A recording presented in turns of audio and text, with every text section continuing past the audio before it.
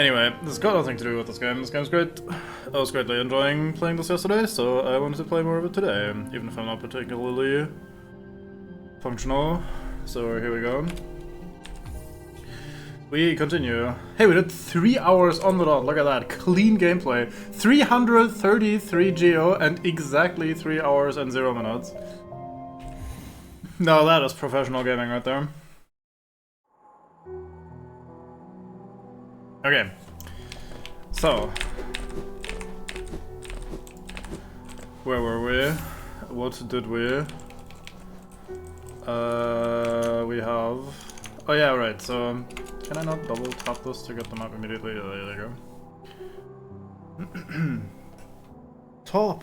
What? What? Oh.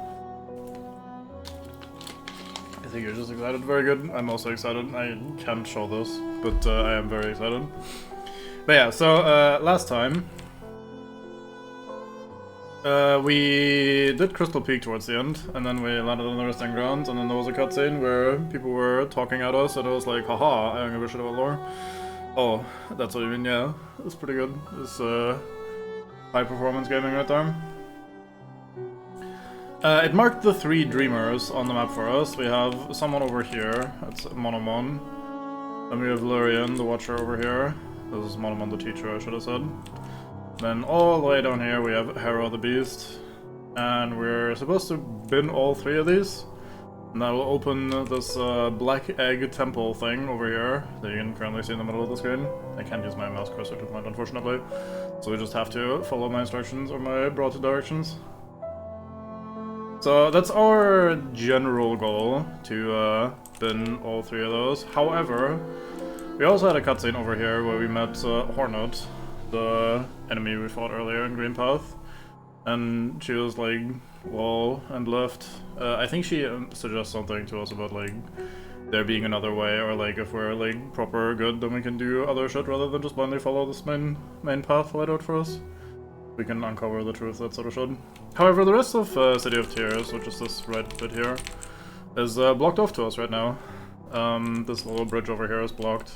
This door bottom right here is blocked.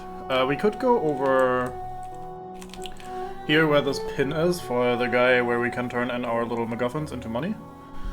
We could go there, and there's a little hole in the ground as you can see, and I think we have a key. How do I... Let's just go through here. We have exactly 1 simple key for a simple guy, so we could use our key there and open that up. That'll be the Royal Waterways. Basically the sewer level. That would be okay. I don't hate that. We have other options, like a lot of options currently. We have a lot of stuff over here in Green Path. We were only here very briefly. We left through the south, which is this area that's not shown right there. It's the Fog Canyon. It connects down there to Queen Station. We don't have the map for that yet, so that's why it's not visible. But yeah, we could head over to Green Path and explore a lot of random shit. There's a room over here that we never ended up going left in. There's a reason for that. It's not the greatest reason of all time, but it does exist. We have... Oh yeah, we can do this now. Over by this bench, there's a merchant that we can now reach. We don't really have money right now, so we should probably not focus on that right now. I say right now a lot. We can go over and above and behind this merchant and continue over to the east, which will bring us to the Kingdom's Edge, which is a neat little place. I don't know if we can go this route, or if the game will put some sort of wall into our way. I think the easiest thing to do would be just randomly explore Green Path and try and find shit, because that'll be like a nice little low brain activity for me to wake up and function with. Oh yeah, I should also point out, since not all of you have been watching Bango stream, every time she disappears, she also writes more shit in the in her funny dream journal thingy about us, or like into a little poem that she writes about us. It's very good. Greta is madly in love. We are very good though, so it makes sense. Who wouldn't be? We had a Mender bug already Turtle, look at that. We had a well, look at that. As if I could conjure up the past for you to look at. We had a mender bug that repaired this already yesterday, which was pretty funny. But that like second time we went downstairs. Oh, sorry, Turtle. Hello, hello.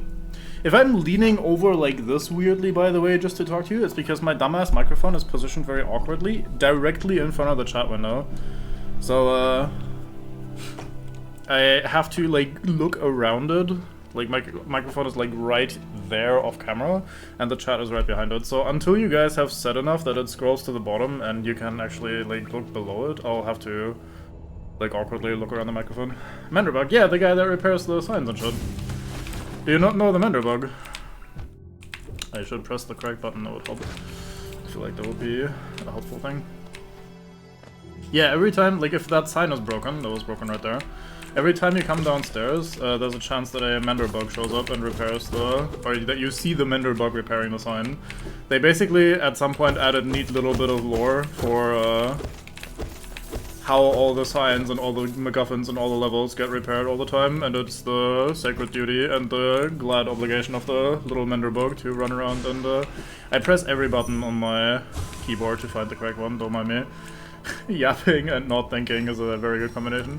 But yeah, there's a little Menderbug that exists canonically that runs around. Maybe even a type of bug, I don't actually remember exactly how they describe it. That runs around and repairs all the little signs and shit. So if that thing is broken, you have like a not very high, but not exactly 0% chance that when you come down the well, you will see a Menderbug running away that has just finished the thing. You can even kill him to get the Hunter journal entry, I think. I'm not 1,000,000% on that.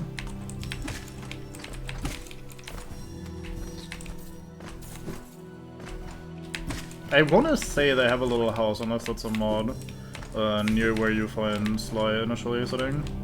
Like, one building over is a little workshop. And I wanna say they have like a journal, but again, that might be a mod that I'm mixing up for like actual canon though. Imagine if I had just died right here, because I'm just that unawake and unbrain and unfunctional right now.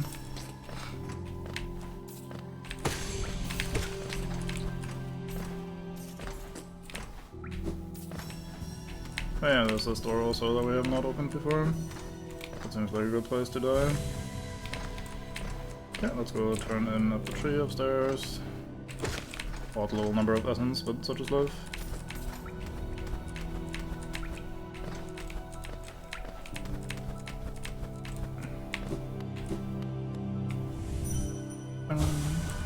Twisting path, traveling masses, vessel sealed. That is the crossroads. So in general, these trees, whenever we complete them, they describe the area that they're in, pretty much. So like, depending on where that is, we get like a little bit of lore about the place. I think we were recently here too. Oh, never mind.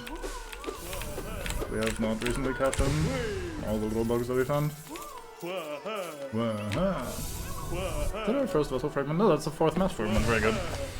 That is a good timing to get an extra health point before we go fight the thing that I'm very bad at fighting. That's the charm. Yeah, the grub song, very good. There's a little charm that makes it so, what was it again? It's something like little helpful thing. More health recovery? No, that doesn't really make sense. More... I think it's something about healing or recovery in some way. Anyway, let's have a look over here.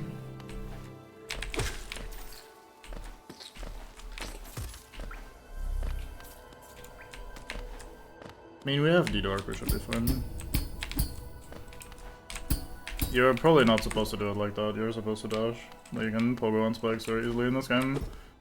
Like, excessively easily, so it's a fun little way of doing that. This goes above, like we come back from above, I mean. I'm gonna be talking so much nonsense today, I'm very sorry. Oh my god, the floor is gone, how? I think this loops back up, so we can leave if we want to. Why is that the way it is?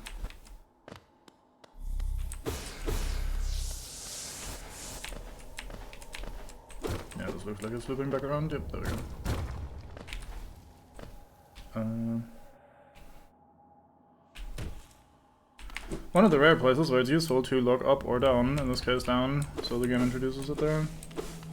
But all these weird things in the background, surely you know what kind of fighting one of those. Oh my god, it's one of those.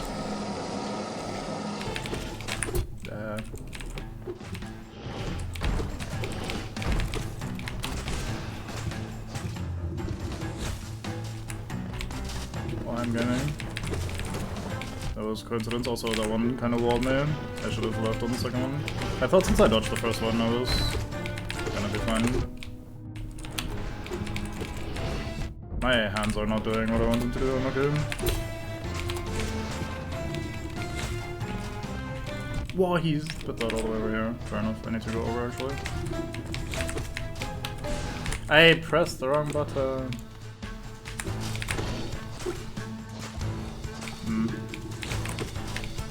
I... Hold. Didn't jump far enough. Okay, we got it. Ugh. I'm awkwardly bad at that. I always think like jumping over it is not doable because it looks like pretty close in terms of spacing. But it is designed for you to be able to jump over whenever it shoots a wall, so you are supposed to sideswap there. But like instinctively I never want to do it because it looks too close. Damn. We got there. We clutched it, didn't die. Very good. I think there's a bench up there that we could quickly use to recover. I could do with another charm notch. Or more. Because we're kind of only using 2 not so important charms right now. Oh yeah, I was gonna equip the compass, wasn't I? So you guys can see on the map where we are. I didn't buy the compass because it's 220 bucks that I don't want to spend. Unlucky. We got this one. Gain soul when taking damage. Right. So it helps you a little bit with recovery in that regard. Do you have anything else really cheap? I could overcharm. I find it funny that Vango didn't try that. After the way Salugro describes that, like he was talking to the charm merchant, and the charm merchant has dialogue about like hinting that certain charms work together to create like powerful effects. She describes it as though you will get like some massive visual feedback, like oh my god, that's like a set or something, like wow, cool, it's glowing, it must be special. But no, it doesn't actually work like that. You just try it and find out that they interact with each other. But the other thing she talks about is that you shouldn't try to overcharm, which is something most people don't instinctively try, I don't think. But by her mentioning like, oh, you gotta be careful not to put on too many charms, wink wink, nudge nudge, I feel like she's kinda broadly gesturing that, hey, aren't you curious now why you shouldn't try that, or what happens if you try that, so... That line was up and I never actually tried to overcharm. Oh, do you know how it works? I can show you in a second. Kinda neat. I'm gonna try something stupid. I should probably not. So there's a secret to the bottom right there. You can kinda see that there's a bit of gap between the acid and the rock. You can skip it. Like you can skip. There's a thing that makes you able to swim in acid later, spoilers. And the thing you can do is this-ish, if I'm not terrible. I think I have to dash into that actually to like for a moment. I pressed too early. But yeah, you can like dash to the side of this platform and then crystal. Am I pressing the wrong button? I don't think I am. I think I'm just bad at timing. I pressed too early is what's happening. Okay, I'll stop at 2 health by the way. I'm not gonna commit to this. Especially since this is not the path I want to take either. Ah, fuck. Okay, I'm pressing dash a little too early after the wall thing. Yeah, you have to wait for a while before you can do it. I would have died probably anyway. But yeah, you can crystal dash under this, which lands you at a very similar narrow ledge, and then you have like a very short amount of time to wall jump off of that ledge and climb up. So you can skip the anti-acid item. It's kinda neat. It's not that hard of a trick, there's a much harder version of that later. But it is neat. I like stuff like that. Okay, we were going to green path. I could head over to the Shaman and refill my health again, but I think we should be able to go through this room in the opening of Green Path without dying. I'm punching a couple extra enemies so we get our Soul Dog. And then I'll try to remember to overcharm at the bench. It's a neat system, I like it a lot. It's not something people would like very likely do in a more like first time casual sort of playthrough, but I do think it is quite strong if you're confident, basically. Am I past it already? Yeah, this is Green Path. Now there's a part of me that wants to come back here when we have double jump rather than just climb and dash, but we can do like 90% of the game with climb and dash, so I'll miss like a handful of things. We also have the Dream now, which is one of the main things I was waiting for anyway. So we can... I think there's like a tree to the north. Get killed chicken.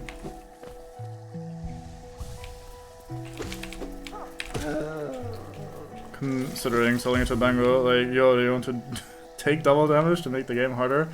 I genuinely, when Yuki was like, excellent idea or something, when Bango was hovering, so like I should restart that sentence. Bango was like thinking about the charms and he was hovering over the fucking glowing womb or whatever the fuck it's called, which is a really bad charm. Yuki was like, oh yeah, excellent idea or something, and I was so confident Yuki was just still salty about the base nail life and shit that he was like, yeah, you would pick the worst charm in the game. Like, this is a great idea for you and your playstyle. So I was like, oh yeah, I am all on board on this. This is a great meme, let's go with this.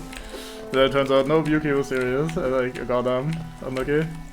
I will probably never be on the same lane. Like, we tend to just always have kind of opposite thoughts and approaches to most of those things. It's very interesting. Okay, so overcharm. If I try to put a charm on that we can't fit, like, let's say this one. You see how it goes purple and, like, goes away? If I keep trying this for a bit. Look how it had a little fracture there on it. And it makes a little noise. And now, boom, we are overcharmed. So now everything is vibrating. And as you can see in our health bar is purple. Which means we take double damage, but we have all of these charms active, so we have more active than we should be able to, at the cost of taking double damage. So if that's worth it to you, you can do that. And that is actually not super unreasonable. That sounds like a pretty crazy deal, but there are a lot of instances where doing that much extra damage through an extra charm or getting some extra utility might actually be worth it. I don't think we'll end up doing that, but it is neat that you can do it. It's a cool concept. So this is where you first meet Hornet, and you can't follow her yet because you don't have dash. So doing this, as you can see on the map. Oh yeah, we don't have the compass, unlucky. Well, we can't see where we are on the map then, unlucky. But yeah, trust me that we're like going through the area a little quicker doing this rather than taking the normal road.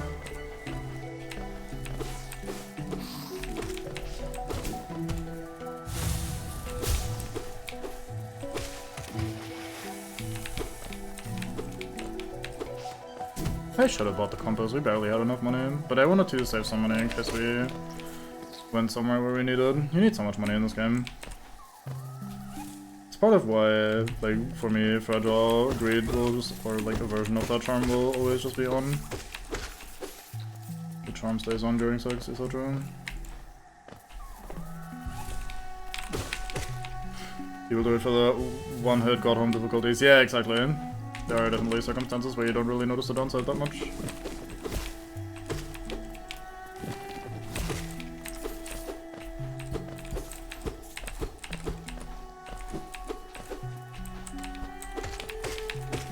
I think we've been in this room before, we came in from the other side. Yeah, I remember not going down here, but being in that top left level. Oh, that always looked like a tram station sort of area to me. Which doesn't make sense because there's no tram here, but it gave me that sort of vibe. Unsure why.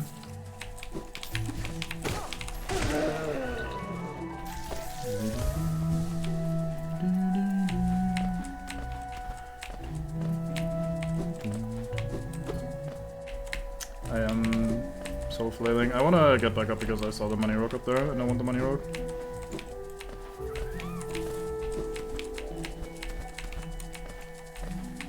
If I was like a gamer, I would probably go to Salubra and like the charm merchant basically and get an extra charm slot and buy one of the best charms in the game. We can get a charm there for not very much money at all that will increase our spell damage, and since spells are already really powerful, it is genuinely one of the better charms. It doesn't even cost that many slots, I think it's 2 or 3 slots. So I reckon if we went there we could probably get it and equip it pretty quickly. But I think we're chilling anyway for now.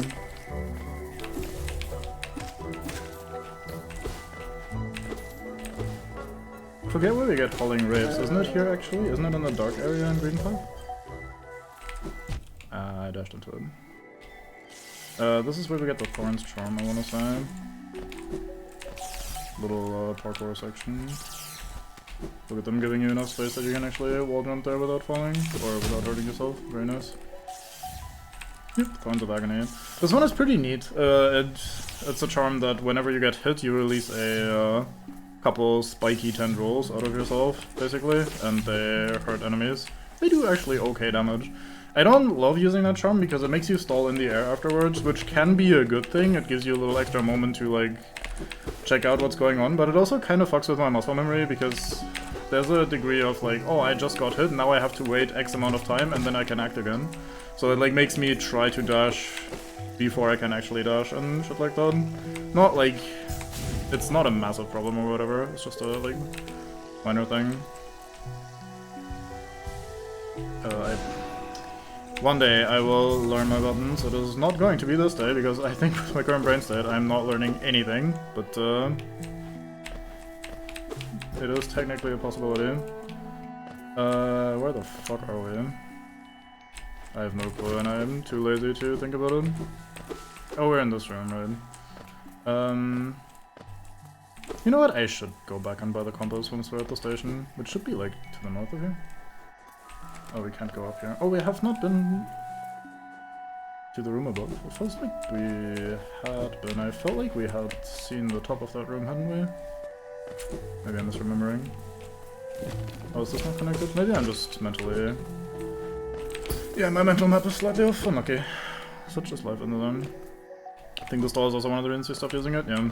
The thing with the glowing womb, I should probably explain that charm and why it's so bad. The glowing womb is a charm you put on for, I think, 2 notches, so it's not that expensive. It might be 3, but I think it's 2 notches. And what it does is, it will drain your soul to summon little flies that go and attack enemies, like homing suicide flies, basically, that spawn around you. But the fact that it takes your soul to do it is absolutely terrible, and their damage is also not great. Now, a Bango would not notice the damage because he's still playing with an unupgraded nail, so to him, any damage is good damage, basically. Man is not aware of how bad the damage is and can't really find out for now. But, the damage is basically not great, and the fact that it just passively, in combat, drains your, or also during exploration and shit, just drains your soul for not really that good of a reason, is terrible. If you... Like, I think for the cost of 1 spell, you get like 2, maybe 2.5 of those little flies. If you instead do 1 spell, especially an upgraded spell, or if you have like a charm equipped for it, you do like 10 times the damage, basically.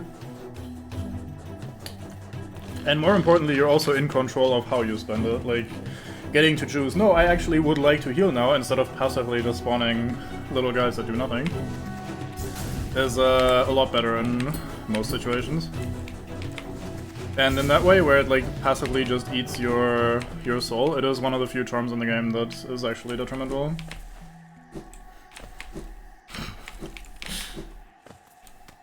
Don't worry, we're just talking shit. In the worst possible and most negative sense. Whoops, I just bumped into spikes. Karma immediately strikes as I actually talk shit. Ooh, ledge here with nothing on it. Weird. Oh, I should probably crystal dash through that, that's why the ledge is there. My bad, never mind. I forgot about that.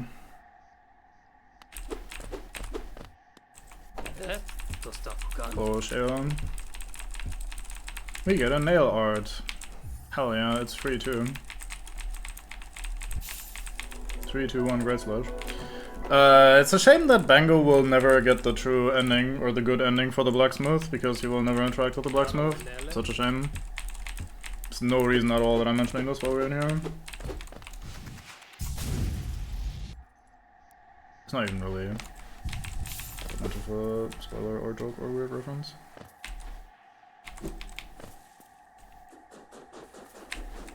Jokes aside, the blacksmith does have a neat little...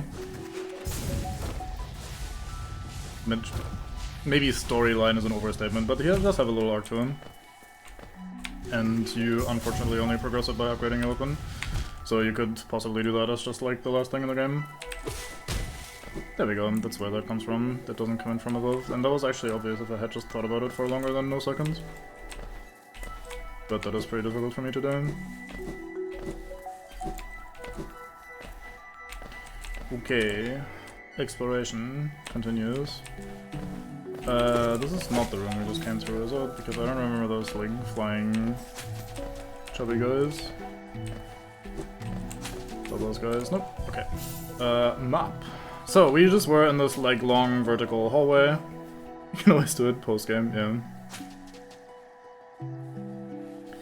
And we're at the bench, right in the middle of the screen, basically. Very good.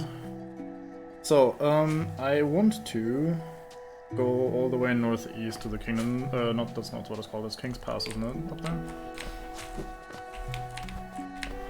So let's go do that, because we didn't do that when we first came through here.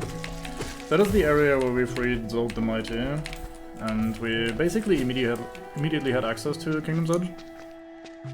What if the blacksmith actually existed? It's true, yeah.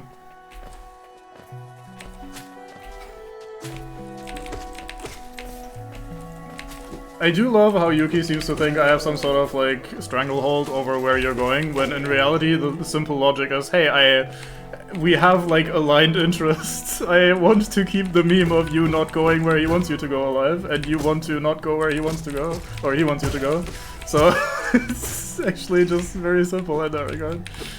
It's just, hey, we have to keep this torment going. So, thus me spamming like, no, don't, you don't want to be here.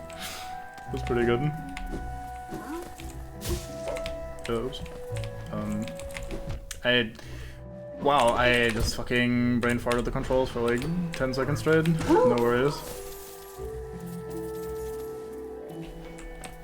I am definitely an awake human being. Awake and functional even, quite possibly. Literally thought he was avoiding the city on purpose. Yeah, exactly. Like he was, but I thought Bango wasn't quite aware of where he was going when following that path.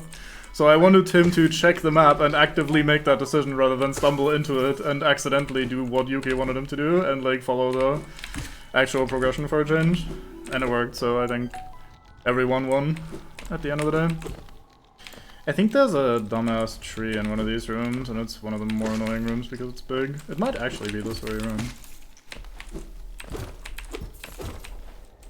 Random dude generated oxygen including must have always been referred to as the random name of Slickety Ragnar the Great. Very good. Oh, I actually got pushed downwards by the slope I'm looking.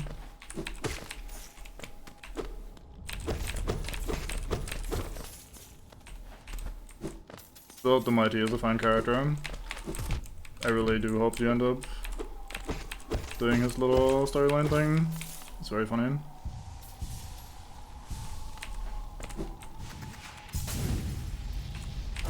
I also do like the way they're going about that storyline. Rather than giving some sort of like weird redemption arc where it turns out now he is actually... Actually, I should shut the fuck up.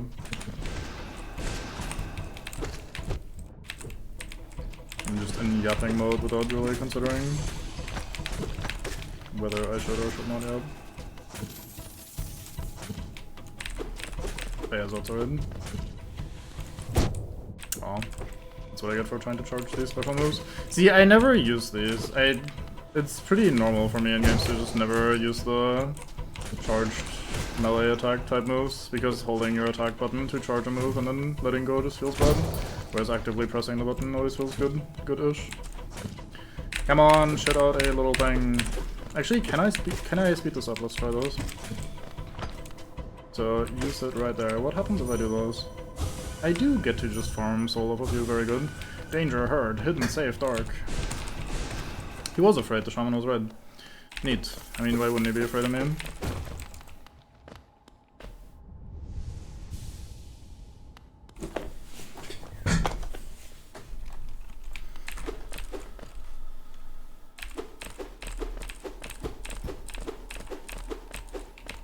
I did hint at it while he was playing, but it's fine.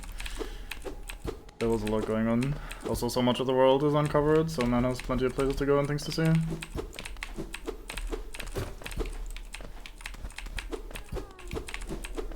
I do wonder if our intense mentioning of trams and trams being cool actually helped in making Bango check out the tram again and find the next area. Shall come from as is.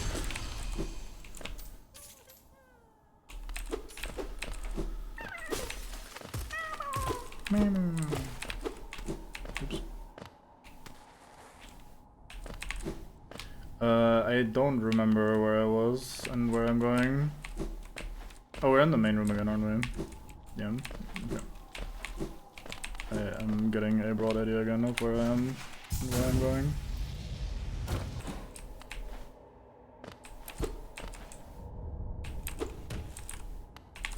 This does go to King's Pass, no? Or am I just misremembering?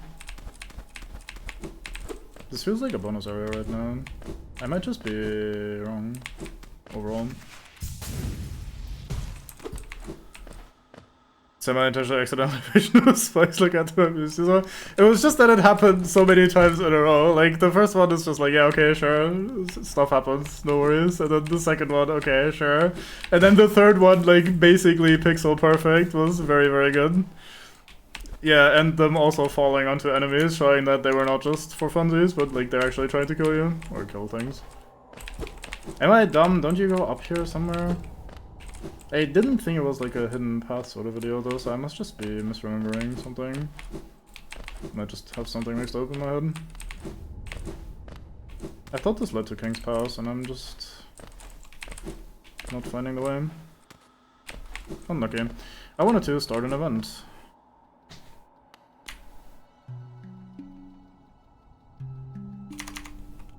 Yeah, if this is not it, where do I then go?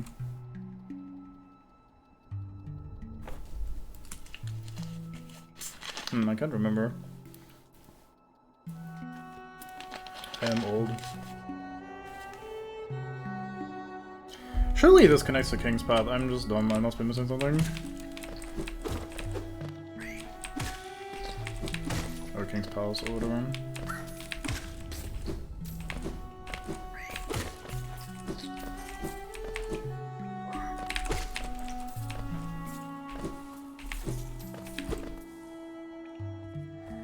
Okay, we have some more stuff to see over here as well, then.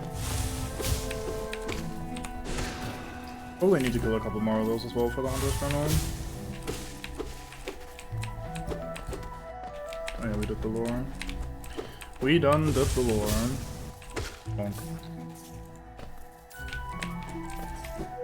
We saved this grub. We got shot by this guy.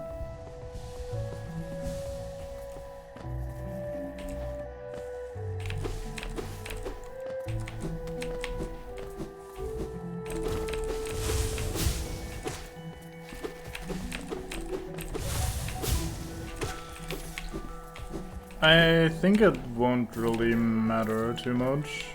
You'll miss out on some lore messages here and there, and like some minor details. But I don't think it makes too much of a difference. I don't think the game does any like major adjustments in the storyline or whatever, and you can still easily access all the endings and stuff. You kinda have to go out of your way to end the game prematurely to miss shit in this game, I think. From what I remember anyway, so I think you'll be fine.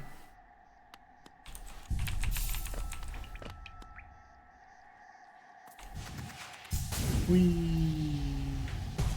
Oh, I can't do this yet. We can kill one of these though. For the hunter. Basically a midpoint story beat that you missed, aside from that you've come across a lot of stuff. Yeah. I already did the specific midpoint story beat, so when you're done with the City of Tears, you can go check that out in the VOD if you'd like. I forgot that I don't have the whole room.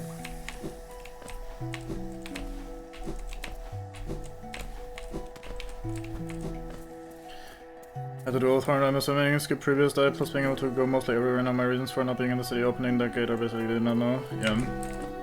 They kinda were none for a while, to be fair. You did a pretty funny thing, incidentally, which is that you kinda beelined for all the important shit while avoiding the story bit. Like, you are... The way you got to the double jump and the... Like, you got the 3 biggest, like, movement items pretty much immediately. Like, you kinda beeline straight for them. You got the dash, you got the wall climb. You did then not go into the city and instead bumbled your way to the double jump, and those are the... oh, you also got the crystal dash. Those are basically the main... like, the main movement unlocks and shit. So you kind of almost like checklisted through them relatively as quickly as possible, while avoiding most of the side shit. Yeah, I'm not saying that they're bad or that that is in general bad. I'm like just explaining on why you feel like you can do most of everything now, because you can essentially. Not quite, but close enough.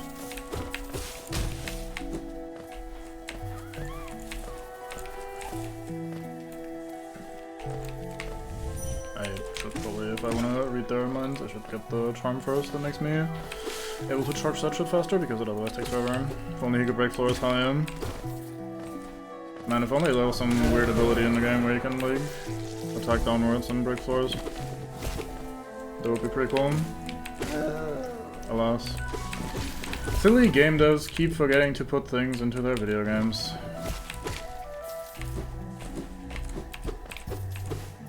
Soldier disappointed. Yep. Alas, alas. Okay, I think that's the left side pretty much done. I will have to figure out at some other point why the fuck I can't go to King's Pass the way I thought you could go to King's Pass. So we can go over to the east now. And we're in the like bottom middle spiky weirdly shaped room. So we go east across the water and then go downstairs to some more side stuff. I feel like I'm missing a room somewhere. It's probably fine. I'll have to come back here anyway at some point.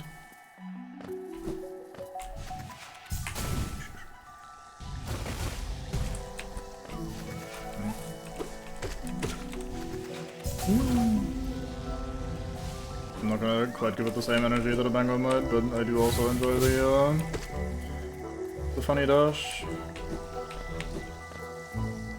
It's a very nice ability. I always found it weird that these Metroidvanias give you abilities like Crystal Dash, or in, well, in Metroid it's the Shine Spark, and you don't really have that many good places to use them to actually go fast through the map, if that makes sense. Like, there are specific spots where the game has laid it out for you to use, and especially in Metroid there's like those like breakable walls that only break during Shine Spark and shit, so there are like hidden routes that you can take with it. But it is kind of the exception. And I always found that a little weird that there's not that many rooms where you can do this and actually massively speed up. And it's similar in this game, where we don't really... too early. Keep forgetting that your projectiles are actually mad fast compared to the explosive ones. There aren't really that many rooms where you can use it just for traversal that aren't like intended for you to use it as a do you have this item sort of checkpoint. Is this the hunter? No, this is the room that is dark that we didn't go in last time. Very good. We went in here and then I was like, actually let's not do this right now. I think we do this now and we get the holding wraiths here, don't we? Which is gonna be nice. Good ability to have. Would have been nice for one of the bosses we did yesterday. Chair, please. Stone Sanctuary. Oh, I'll probably die to the ghost here. I have a habit of doing that because I'm impatient and bad.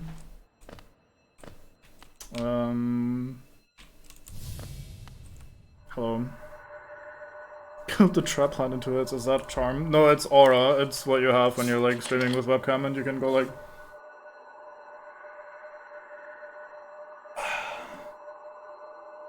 I'm powerful.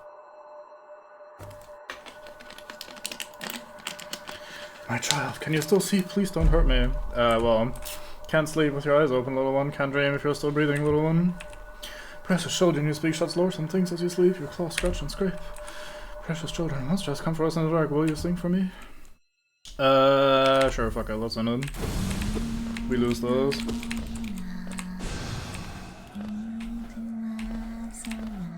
Yeah.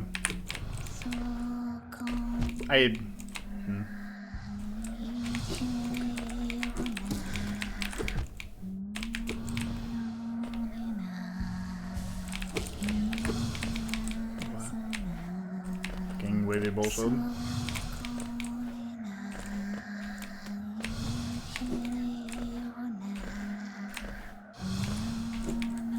I think a smart man would do this when they have double jump.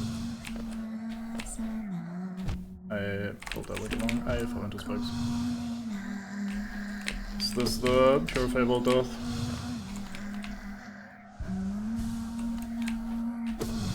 Would be an oddly fitting encounter for it. No, I will try to stay true, stay strong, stay determined. I got one. Should have put on grab some.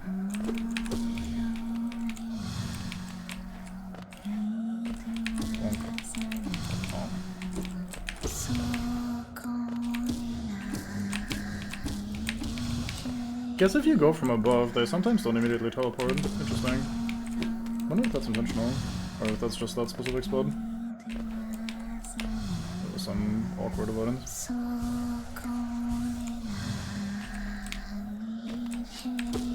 No, it's just that spot where they don't immediately leave. Interesting. Good to know.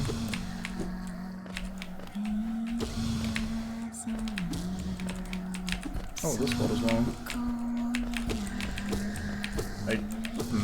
Can't really find a pattern, never mind.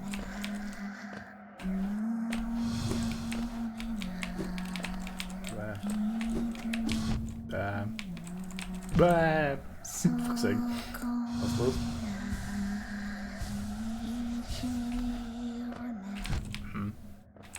Misread that. Oh wow. Okay, they go 3 health quickly as they came.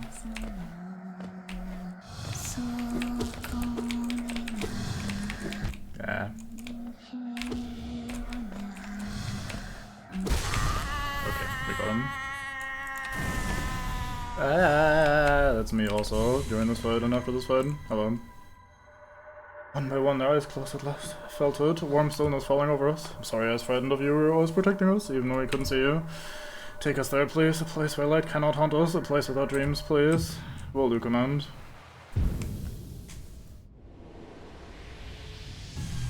$200 essence, yay! Face carved from stone.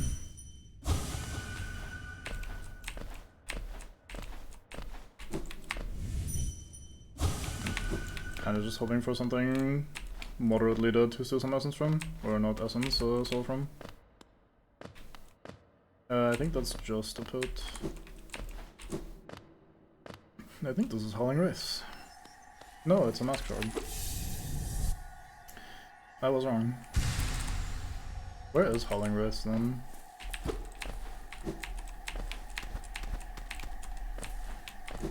Very pretty place.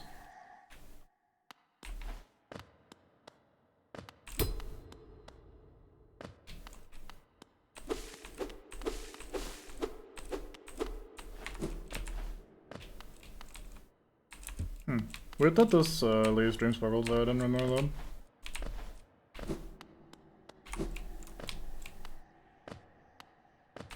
Weird that there's a little spike pit over on that side as well. Very strange. Anyway, we are leaving.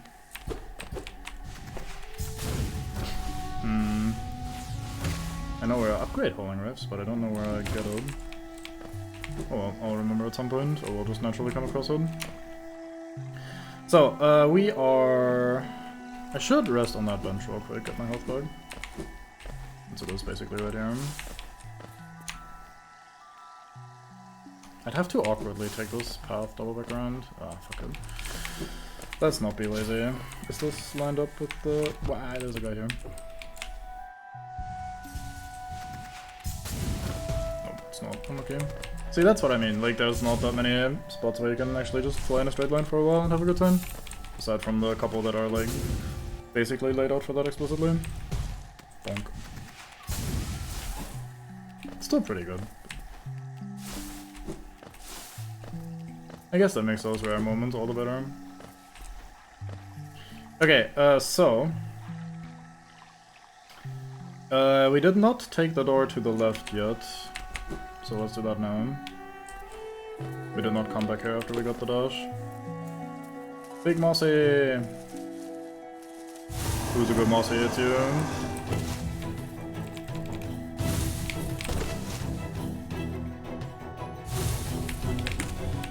Ah, I'm done. I'm terrible.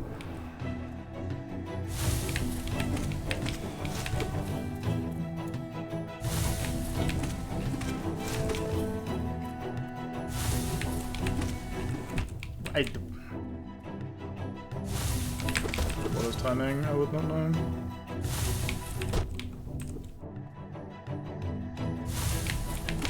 Oh, you did. I'm okay. I was setting up for a heal on that one.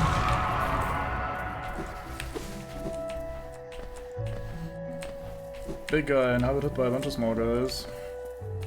Such is life in the zone.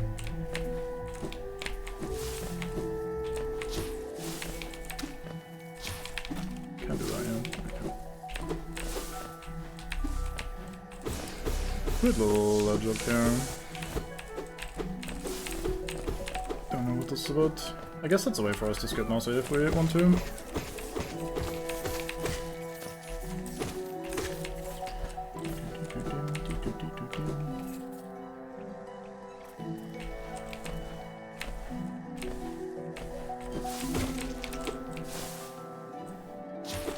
We must find these for the hunter, which is important. I don't remember how many I need at all. But I feel like this was one of the enemies that I had to end up killing a couple more of than I initially planned. Like, had to double back and actually farm a little bit. Money!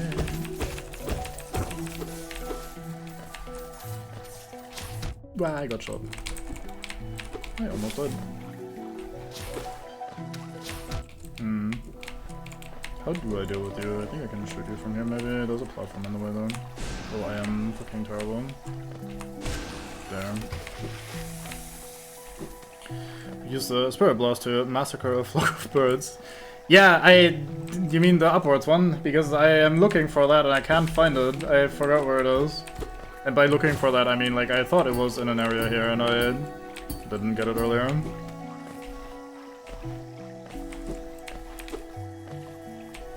One you're using. Oh, I see. Just, yeah. Yeah, I could probably. I killed a couple already, so the basic entry we have. Hadouken.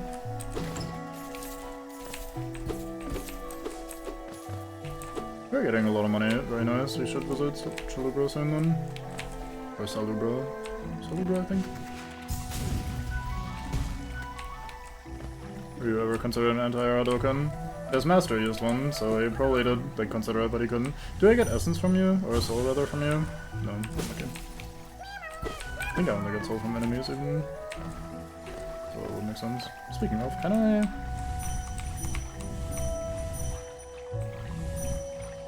Aw.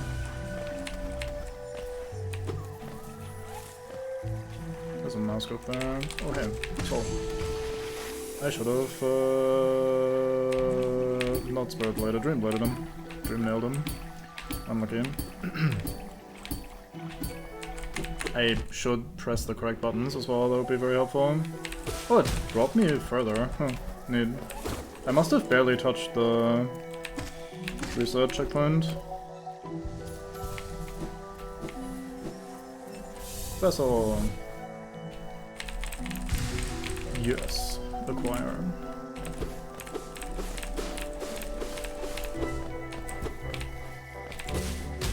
Take that. to the start of the room, but let's continue exploring for now. I should do those.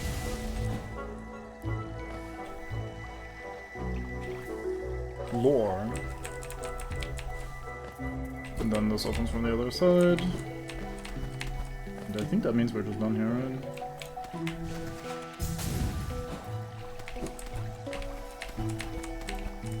Yep, I should probably have used the fast backtrack path I just got, instead of doing this manually a little while. I have died, goodbye. Does this fit? No.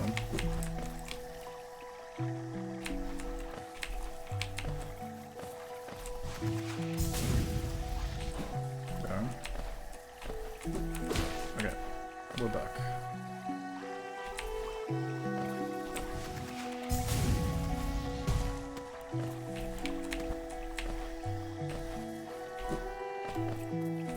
My nose is being weirdly itchy again. Ugh, why? What have I done to deserve this?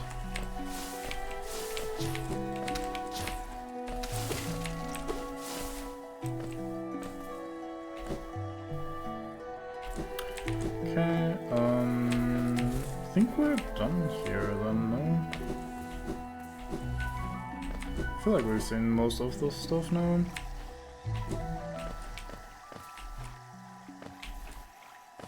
Down here we just continue to the Fog Canyon, which is also alright with me. Yes, good.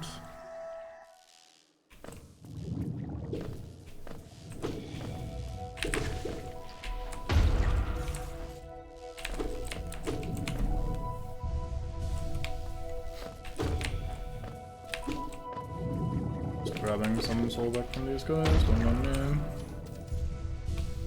Like to live dangerously.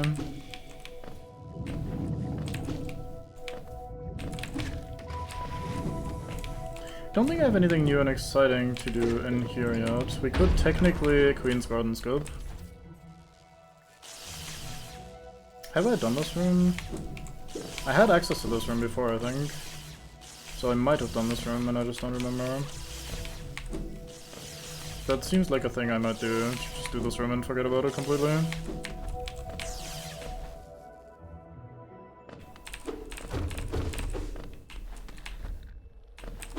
Oops. Delicious. Hello, Nest Seal.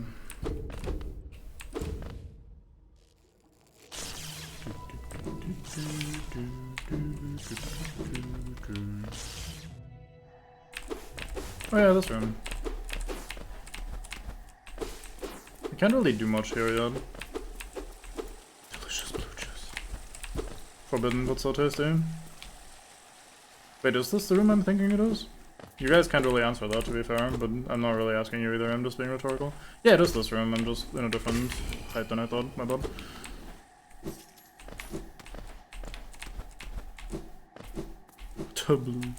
Blue juice. Oh, this is where we get Howling Wraith, even.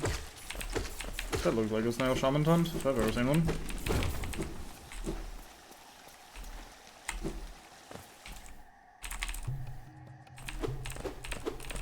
Yes, indeed. Ah.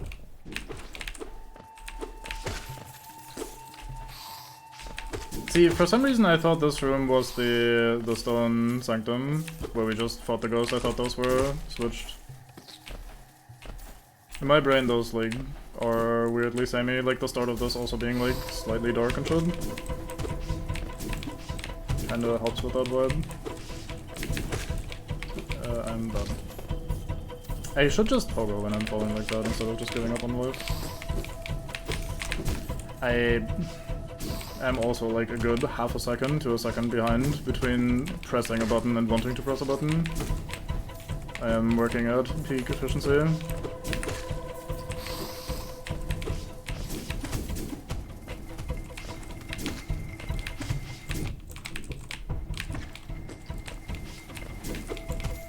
Wow. We didn't fall this time, yay! Money.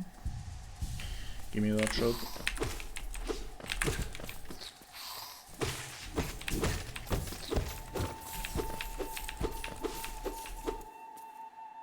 Please, these guys don't go at me like the fucking aspets or whatever the fuck they're called that Bango's been fighting.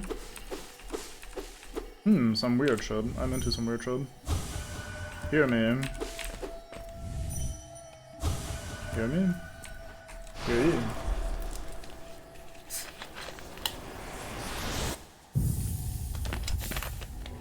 Howling Wraiths, yay! We have our up spell. What's up spell? That was the right button. I thought it was the wrong button, so I cancelled. Instead, it was actually the right button. Did that fly respawn? Did they respawn the fly so I can have something to test the spell on? Or did I just miss that one in my crusade earlier? Curious. I should do... Oh! I found a magic pixel, look at that! I can't charge Crystal Dash. I'm exactly so far on the edge of the platform that when I try, my character considers itself falling from moving forwards a little bit. So I can't charge Crystal Dash here. Neat. New enemies. No wait, these guys were here before I just killed them. I'm probably just losing my mind, honestly. It's about time. But yeah, so here is another funny door. This time we're not gonna cheat by using the Konami code. Even though it wasn't even the Konami code, but it's apparently the only code Bango knows, so we'll call it Konami code.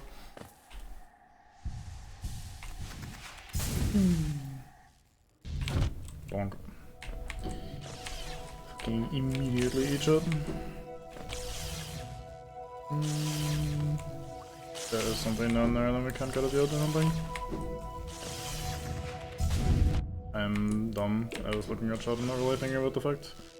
Crystal dashing out the door didn't launch you into the screen. Yeah, door transitions don't work like that, unfortunately. Or just don't work with dashes at all. They're a little weird. Oops. Bonk.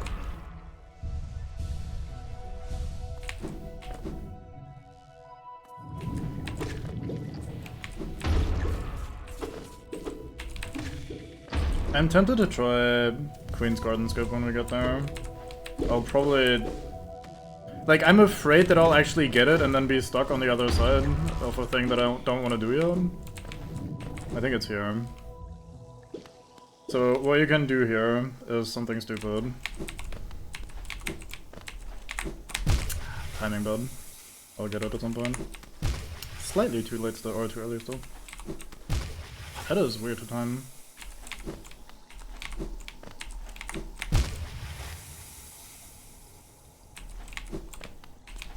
I should probably do this. Nah, okay, let's not. But yeah, you can technically crystal dash off of that and dash under the spike wall thingy and access the area. It's just really, really precise. And then you also have to, like, on the other side of that, jump off the wall really, really quickly at, like, exactly the right timing after your crystal dash ends. Before you slide into the acid. All the cheats for Turok 2 Seeds of Evil. Fair enough.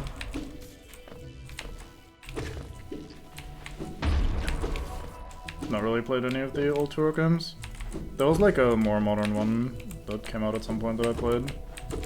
But it was not particularly great. I played that on co-op with a mate, just for the fun co-op enjoyment. We do have a decent chunk of money, but I do actually want to spend it, so let's not go banking right now. We can now get this mask shard. Because we have wall jump and dash. Funnily enough, when I was here in my brief randomizer attempt, I had only the double jump and I could still reach it with only the double jump, even without walkling and without dash. Very neat. That's one of the things I like about the way item randomizers work in this, is that you, oh yeah, I did the double jump for that one.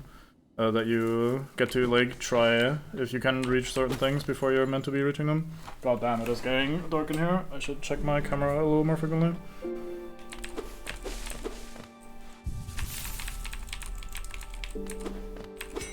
I'm just kinda not very vain, so I don't really look at the camera all that much. Okay, we still don't have the combos. Unlucky.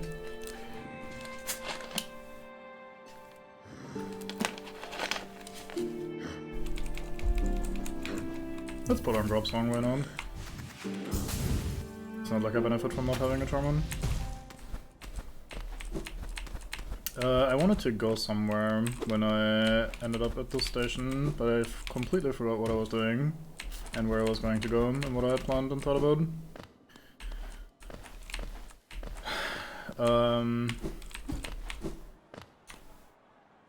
Let's have a look. Proper map time. Okay, so we have seen most of the stuff over here. I couldn't figure out how to get into King's Pass. I don't know why.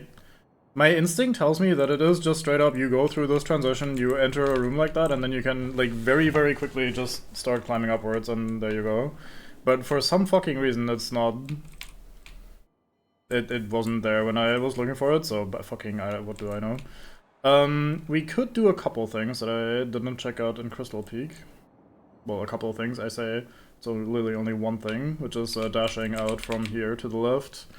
Which leads us back to Dartmouth, but there's a couple of things we can do. Namely, I think we can... Oh, that's not... This is King's Pass, this is like Howling Cliffs or whatever the fuck it's called. Keep misnaming it, my bad. That's kind of not super worth trying right now. Let's instead make a little bit of progress. I was looking to... Or I was going to try and find the place... Where is that, actually? Oh, it must be from Fog Canyon, not from... Yeah. Let's explore... not Fog Canyon, from Fungal Waste. So let's go to the bottom left section here of the Fungal Wastes and go and grab... Oh, there's also a Warrior Grave we could do. Let's also consider doing that. So yeah, I guess brief Fungal Wastes trip over to the Warrior Grave. We'll be back there later anyway. Will we? Kinda not the most common spot to hang out, I guess. It's not that far off the main shaft. Can't really make up my mind. Anyway, let's go and do the Deep Nose, fuck it. I was gonna go into Fungal Wastes and then drop down into Deep Nose rather than taking the main door that we unlocked. Which is like down left, like I said. There is a funny tree here somewhere that we can now do the Wave Debris Mill. Carry 2 guns because it's one of the cool shit at the time. It is not as polished. Looks like color. Yeah, absolutely. And the funny thing is, since that had the bow and it was really OP, you were always just using the bow and some random garbage. And like one of its defining like trades or factors or whatever it was, that like it had the cool bow that other FPS games at the time didn't necessarily have.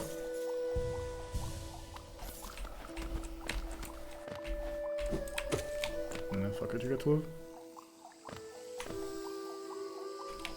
Okay, I think we're in a new room. I think this is the room bottom left of the screen transition, because when we first went here we didn't have the wall climb, so we couldn't go where we are now.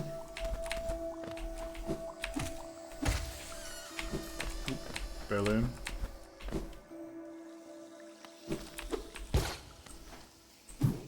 Boom. What else is here? Oh, that opens from the other side, I think.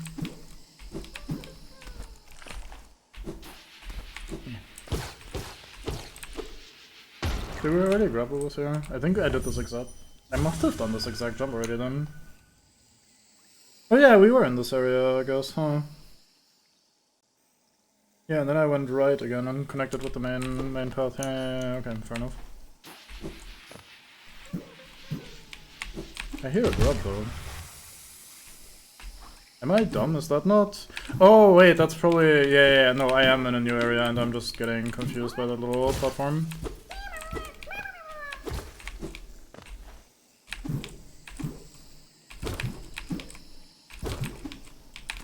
Yeah.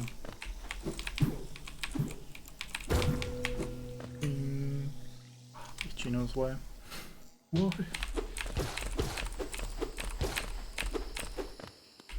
It is weird that it was just the thing to do at the time to take away all the weapon slots. Hello guys, how's it going? You're very bouncy. Speak, light. Speak, friend, and enter. I should. Lightning Rising never be empty.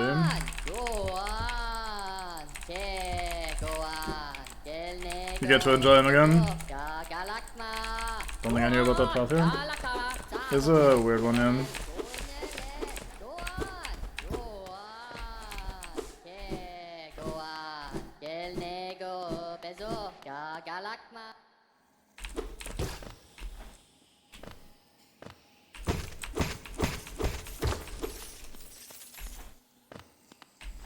And this is where it connects back to Deep Nest, and we avoided the hole the first time, but yeah, this is how I wanted to go into Deep Nest.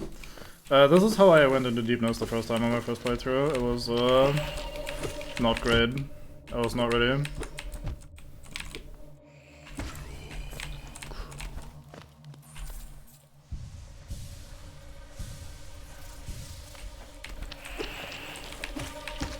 As in, it was like pretty rough. I was also pretty bad, but we can just leave in theory right away. Now, the reason we can leave immediately is because I held left right away to enter the little cubby there, and, so we can climb back out, but technically, obviously there's other stuff. Like you would normally maybe just fall down here and not really know what's going on.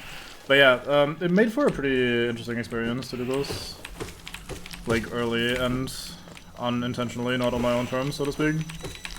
Falling in here. And then trying to explore. I didn't have the lantern, so when we enter the dark room soon, I was just kind of having to do that in the dark. Which also worked out reasonably well.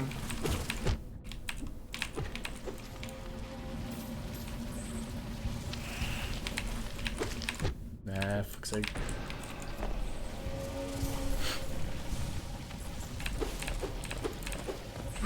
I do like that, even though my reaction wasn't nearly as strong, I was like, oh fuck, there's a platform there, huh? But my reaction to missing that platform when you jump down...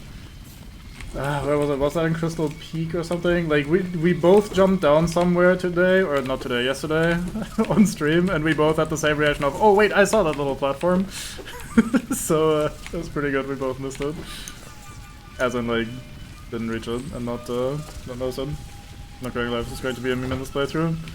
I guess by not entering the City of Tears, it didn't go right, so I think that's kind of not the most fitting meme of it. Although I might have missed a couple other instances of him refusing left.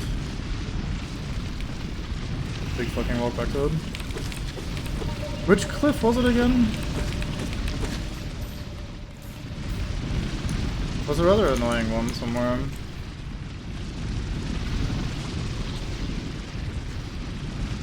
I don't think it was the crystallized mound. It could have been though. No, I don't think so. I think he would have not done that. Although, it kinda is the only real option. Or is there another one that I'm missing? Near the beast place.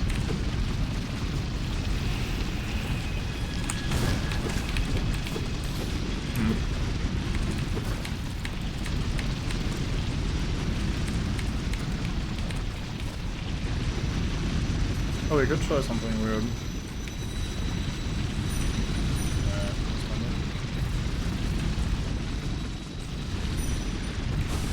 Light, danger. There we go, we got the lore. It's worth it.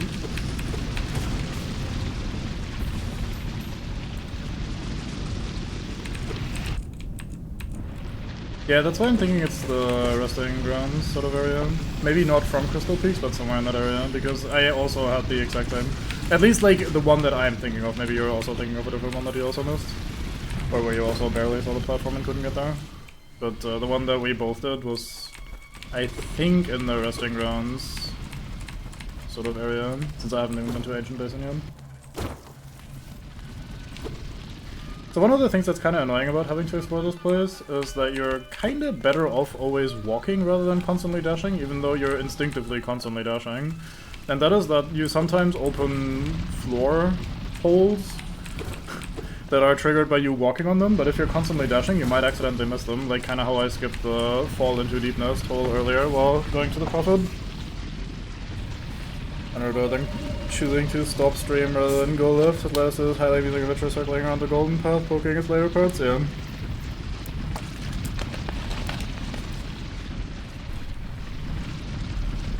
Fall down denying my crystal dash in the city though. You mean on the crest? all the way at the top. That is a bit of a scammy scream transition, yeah.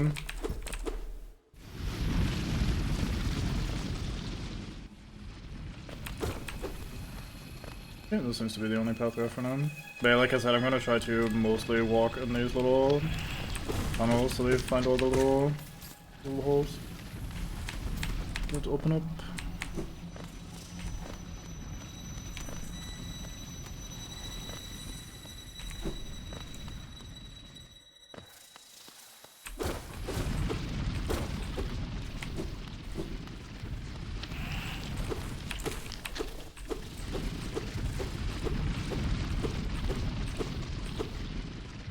Yeah.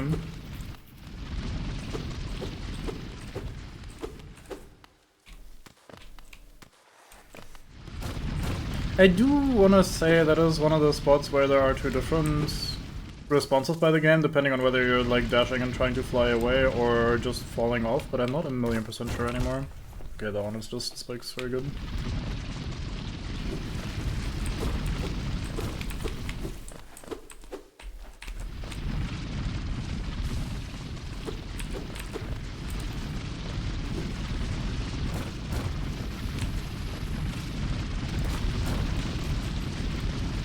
Oh my god, it's the Hollow Knight. It's me.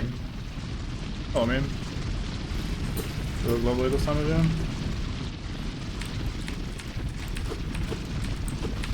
It's a from above only sort of hole. Very good.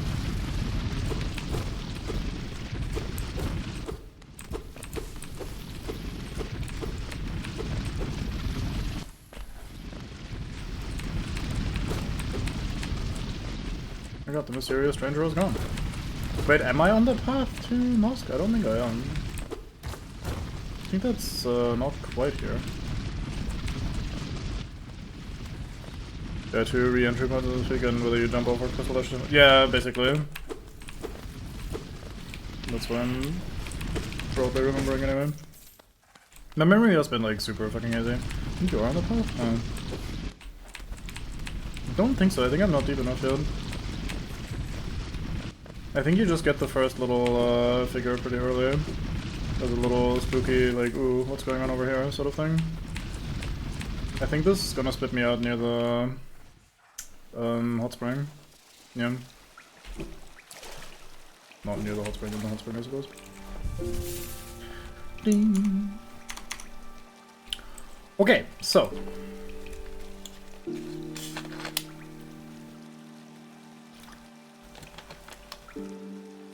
I should have... No, I couldn't keep going left, there was a passage, blockade in the way. I have to come in here from the other side. We could go east, and actually no, we can't go particularly far because we don't have the tramp house yet, never mind. Sorry about that, they're probably muted. Hello, zombie man.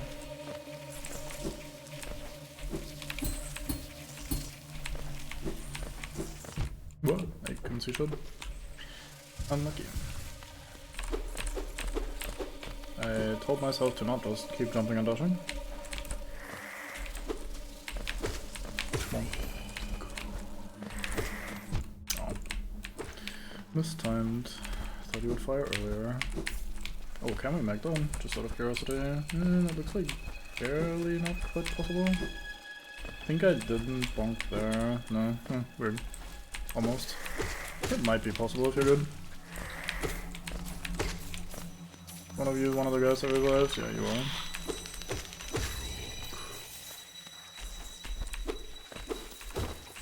I need that fucking soundbite, honestly. The hunter going.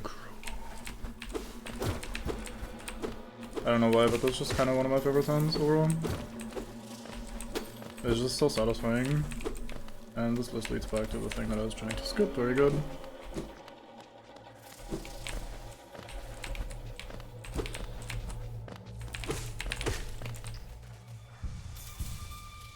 Told yourself not, but then heard the word of most prophets. Go on, go on. Galaka. Very good. I don't follow the teachings of the most prophet though, sorry. Not really a infection kind of a guy. Even though I do like orange.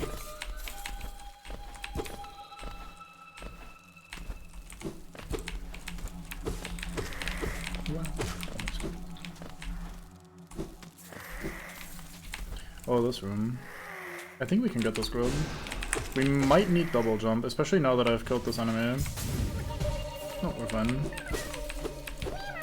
You can, I think, technically do this.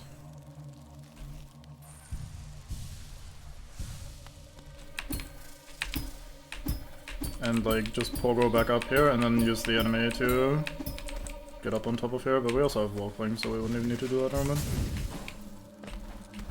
But you can very aggressively pogo spikes in this game. Money! Not a lot, but we take it. A Church of Unity, that's pretty much it. Hey, it's our pal Zod of the mighty variety. Barely. I think we can't get to him just yet, I'm not 1,000,000% sure. I think we have to enter the room from the left side.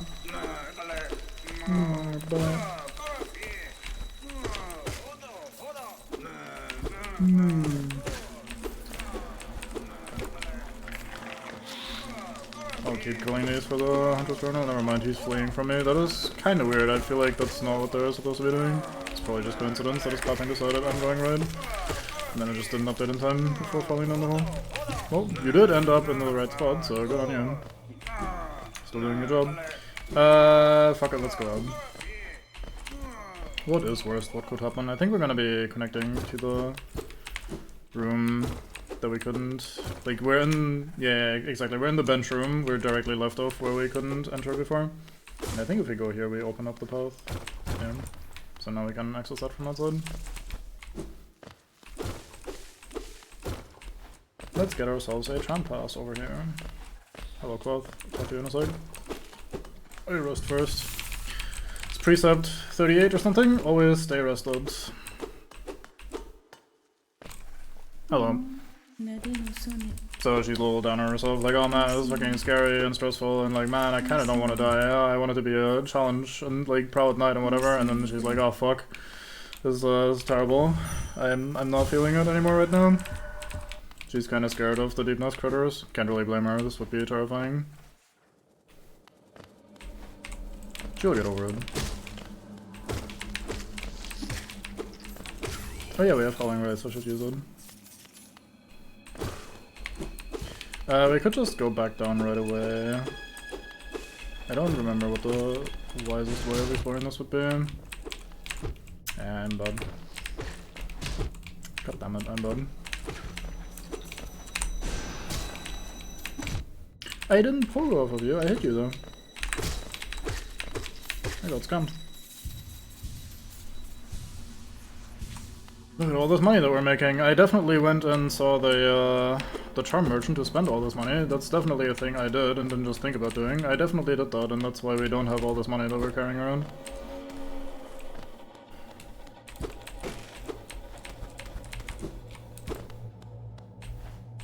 Oh, lifeblood. Drugs. Wow, that guy fucking hard left. Good job, little guy. Me wants tram pass. But no tram pass here. It's only lever. Opening both of these gates, one so we can go back and one so we can continue. Wait. Yeah, I do have Howling Race. Why did my character not do that? Huh. I was spamming the button. Maybe I didn't have enough soul, but I could have sworn I had enough soul. Boop. Oh.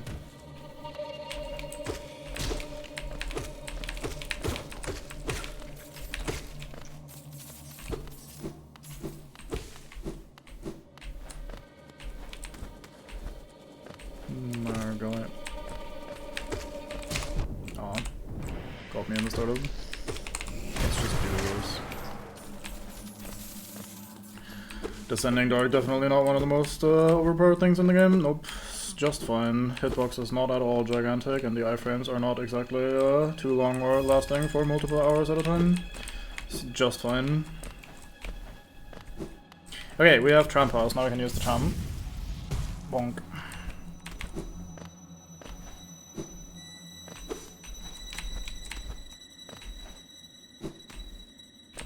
I think I need to be up there actually.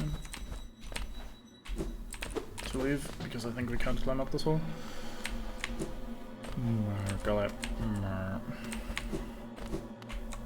Okay, so having done that, we can now go down here. Actually, let's quickly check if Cloth has new dialogue. Maybe this has already progressed the game a little bit. That might reset this first enemy if we have to backtrack here, but we should be fine. You see me. Never mind. Rust. I know you can see on the map. Little room on the left there with the lifeblood, and then overall just more tram station, or failed tramway as the game calls it. Wrong button, this button. Never right button. I'm leaving by. Okay, and I think this way we reach the left side of the room that has Zod the Mighty in it.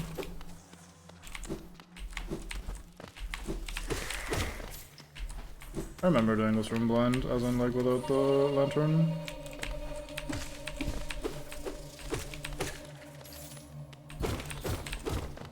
Are you gonna zombie? No, it's the other kind of guy. That's zombies. Good for the other kind of guy, I guess. Feels like I missed something over here already. No, it's just spikes.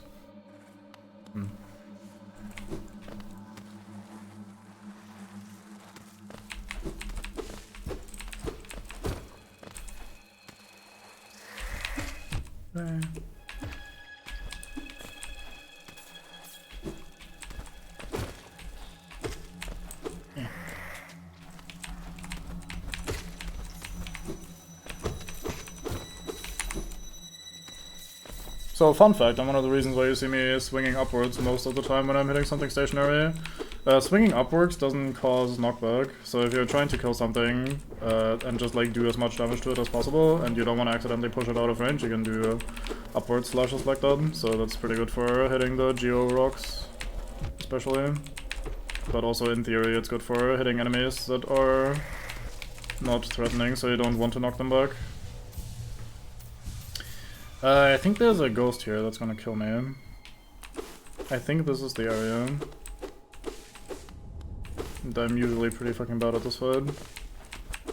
If it is the thing I'm thinking of. It is, yeah. I think there's some lifeblood over here. Let's go yoink that first. Gives ourselves a ghost of a chance.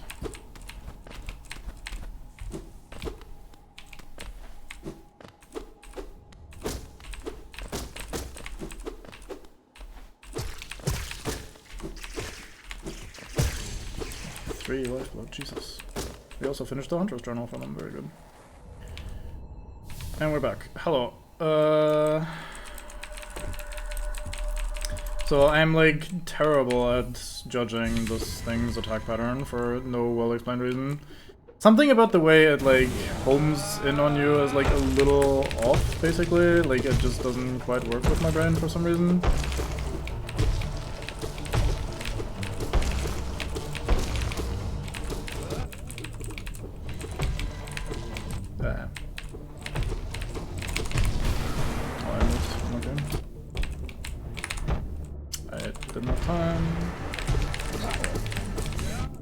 I was de-darking, hello.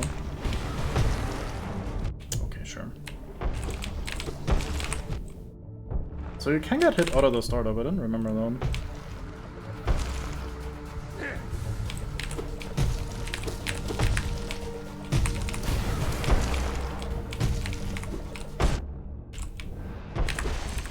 I was going to say I feel like we're pretty close. Constantly magnetizes you and logic tells you it'll follow its current momentum after a bounce. No, like something about the way it magnetizes feels a little weird in certain spots. Like most of it is like fine in the way it like gravitates around you. But I think there are certain instances where you like where it would go too far away from you or something, or the curve would be like bad, so to speak, and I think the game adjusted slightly in those moments, but I'm not actually sure if that's true. It just, like I said, feels kind of off, and I never could quite point out exactly why. Now watch me die to the first enemy in the next room, or in the previous room even. I am actually a little scared.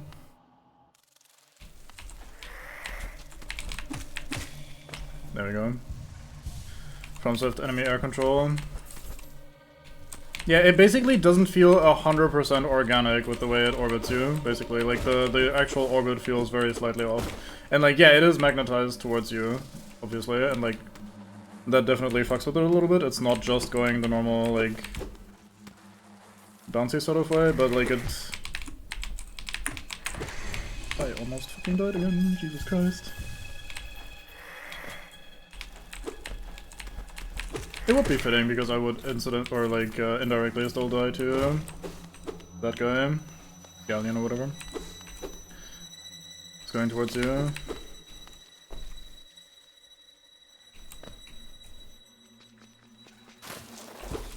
Yeah, I can't properly describe it. I'd have to like record it and like look at it and try and figure it out actively to like really point out exactly what I mean, but it like feels slightly off, and like I generally feel pretty decent when it comes to like feeling out orbiting like rhythms and shit, like the way things orbit around each other, like in something like Outer Wilds, for example. I don't really have trouble understanding how like orbiting around the planets work and shit, like that feels natural and intuitive and instinctive to a degree. So like something about it just feels slightly off in this game, and or like in this fight I should say. So that's kind of what kills me. But that being said, we kind of had enough of a good start and did enough damage that it didn't really matter for this fight. So I went left here thinking that we would be in a different place than we actually are. Where the fuck exactly are we? I think we should be broadly where I think we are, which is not very helpful of a description, but I'm just saying that to give you guys the feeling that I know what I'm doing broadly. Wait, no, we are in this room again. Fuck me, I'm dumb. It was this room. So I was slightly off. Unlucky. Someone is zombieing around at maximum velocity. That guy was hard stoked. Like most players playing ranked.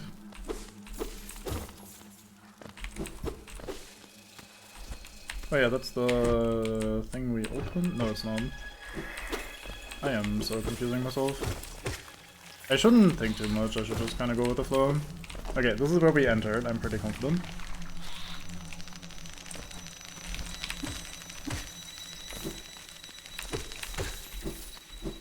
Doesn't really hurt to farm a couple of these for the Hunter's Journal and for pretty decent money.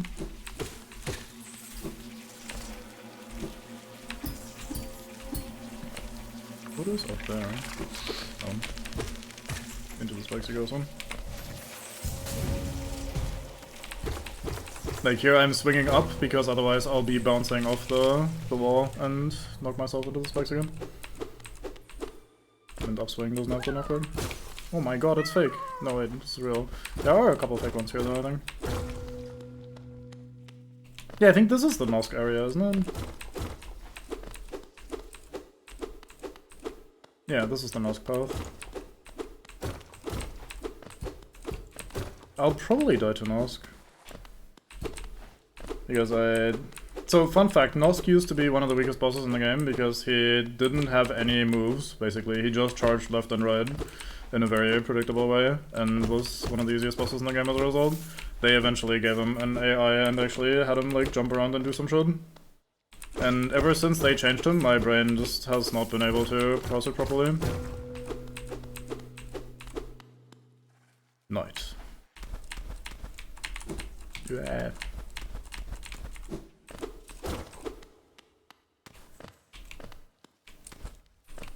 I feel like Bango did this. I wanna say Bango did this. Interesting. One of these is the way back. Soon anyway.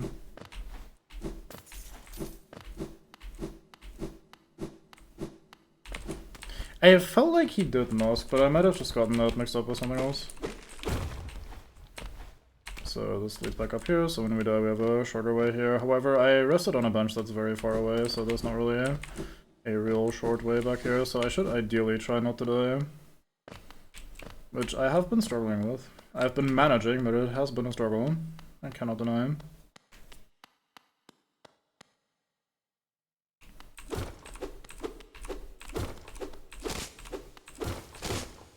there's wall spins. Being locked in. Hello me, it's me again.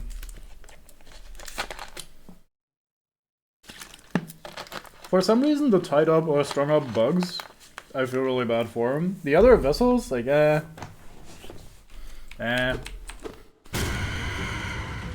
Brother, what's wrong? Your neck, oh my god, that doesn't look healthy. Oh, very good.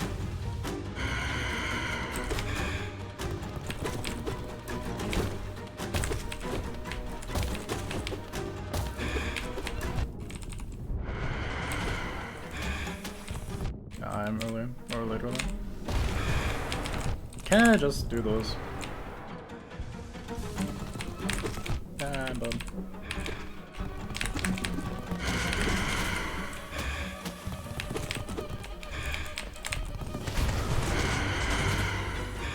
That hits you. Done. Whoa, that hit me over there. I got snipped.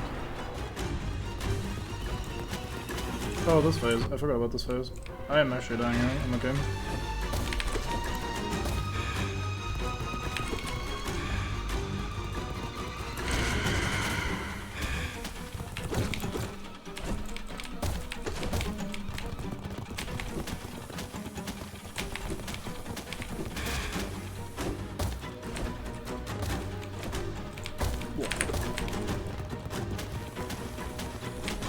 Ah, he dropped it immediately.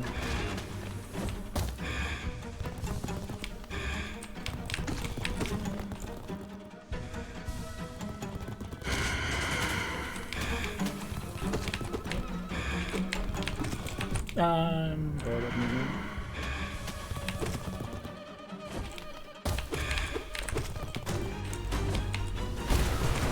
We take a little look, that's fine.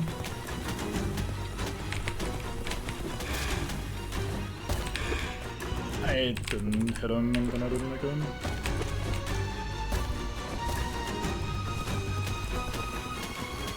It is kind of neat how well that little corner still works as the safe spot against this newer moveset.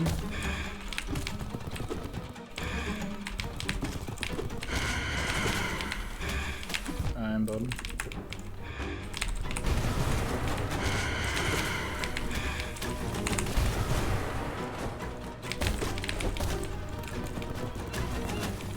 I did at some point learn this fight, because I was doing Primitive, so I wanted to not immediately die when I got here.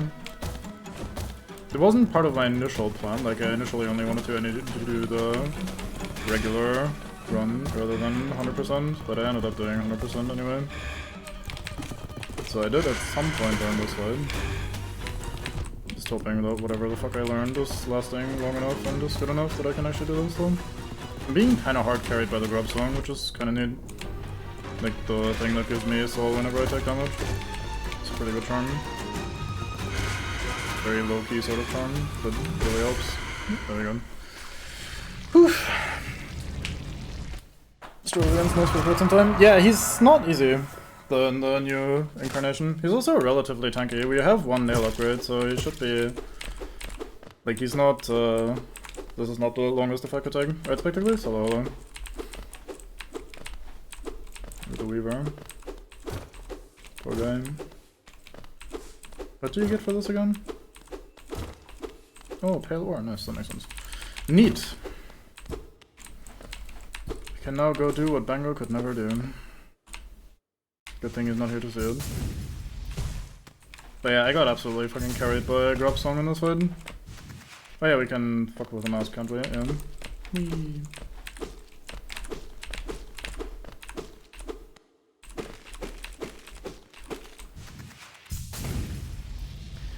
When you upgrade your nail. Oh really? Hmm. I didn't know about that.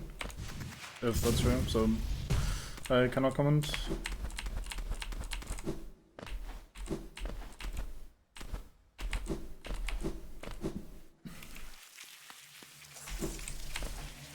It's total hearsay. I mean, it could be. I'm not, like, saying, no, that's nonsense, that can't be true.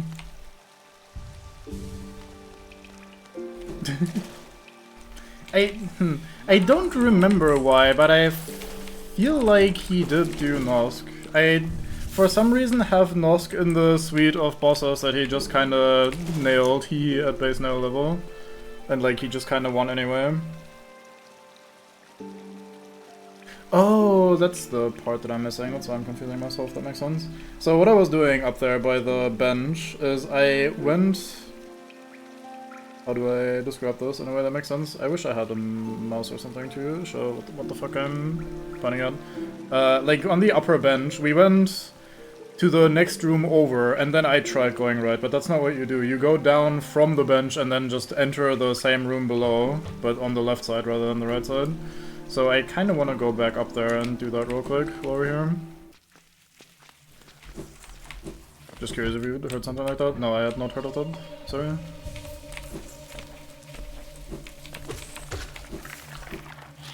It would feel a little weird to me, but at the same time I do find it pretty difficult to judge how much damage you get extra. Like, some enemies I feel like you don't really notice the extra damage increase that much, and some you do. But that could also just be that it has like weird HP values, so you don't quite reach another breakpoint with a nail upgrade, so you still need the same or a very similar amount of slashes. So it feels like they might have gotten tougher at the same time. But again, it's just very, very fuzzy, so I don't know. I had not really heard that or felt that way about it. And I would find it a little odd for a game like this to do that, because at the end of the day, you are, as the dev, in control of how much damage the nail upgrade should give.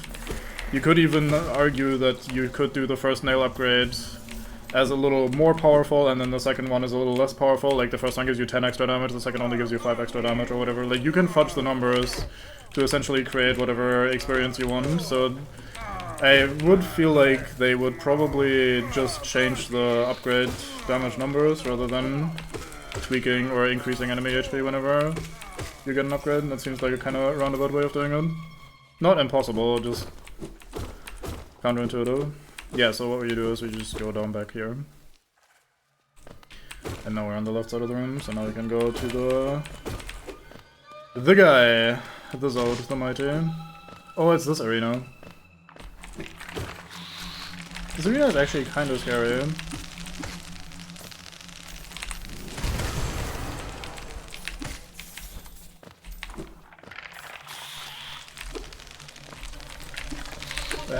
I'm done.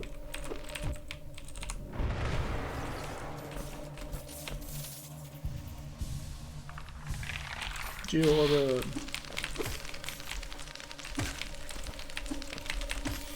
Someone did a challenge to beat the game all the way through while not collecting any geo, but having gathering swarm equipped permanently, so they'd always like create a stable orbit like this and then have to like move through the room while avoiding collecting them. And especially at like the edges and room transitions, the game actually considers it like your character exists for a while in the game world whenever you enter a room transition, so they had to like time entering the room or exiting the room and like the angle that they exited the room with very precisely, so they wouldn't pick up geo during the screen transition and shit, which is kind of neat. It is pretty fucking crazy what the people in this community have done with the game in all this like downtime between this game and Silksong eventually coming out. I think I was not fucked up, that's very good. Good thing it wasn't near them. Yeah, I don't know why, but for some reason my brain just thought it was in the array of like base now live bosses.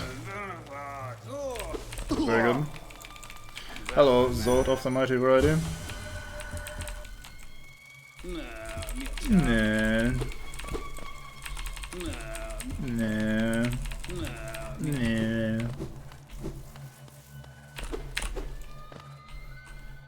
This one. It's a good thing you don't really ever crystal dash in combat, otherwise I'd probably have zero chance given how long it always takes me to think about which button is the crystal dash button again. Where exactly are we? We're here. I wanna be one over to the left.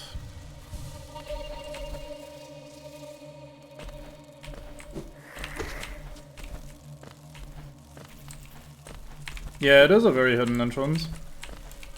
Like, I had to go through like 2 breakable walls, I think, to get there. Oh, speaking of, we went through 2 breakable walls. I only checked the room for 1 of them. And I think there were more grub noises where I went through it. Fuck, where was that? It was kind of near the hot springs. We might end up just seeing the grubs later on the map when we have it. And then we'll just backtrack and grab them anyway. I think this is also where the... Oh yeah, that's probably why I thought that. I think he discovered a couple of the grub mimics, no? In this area? But I guess he just didn't find the last hidden wall then to actually enter the North Cloud.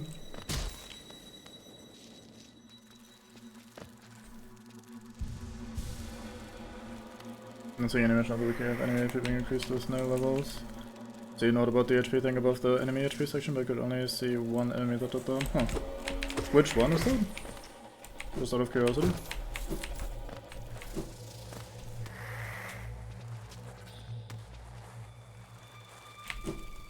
Bad.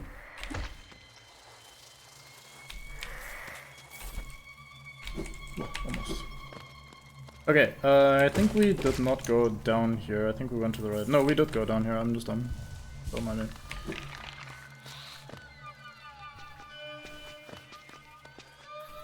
Wow.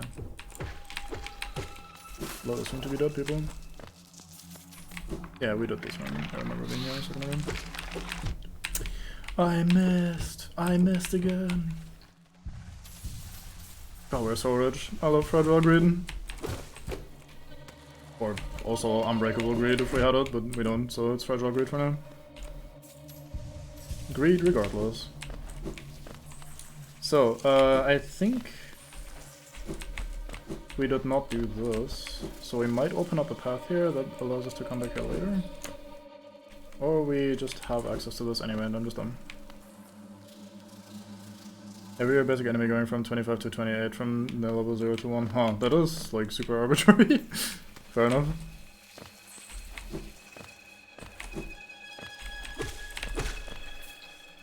Yeah, no worries. It's cool to know though anyway, so thanks. Oh yeah, these guys. Why? I forgot that they swing speed for some reason. Let's just do this and get this. Whoa, he pushed me! I got fucking destroyed. I was gonna say, let's just speed this up by using some Descending Dart.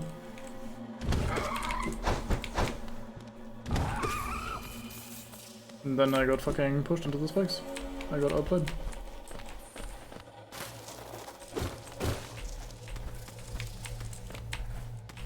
Is there something here?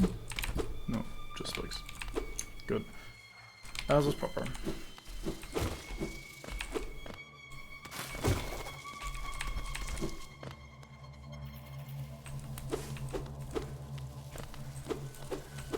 This place doesn't make my skin crawl a little bit. I'm not really like that arachnophobia, terrified of these spiders or whatever, but all this like crawling of stuff on screen and shit is apparently still making my skin crawl a little. Even though I like the weavers are cute. But speaking of the weavers, now that is a charm that is much better than the fucking womb because it doesn't take your soul. I'm gonna rush through this room a little bit because this room has a tree.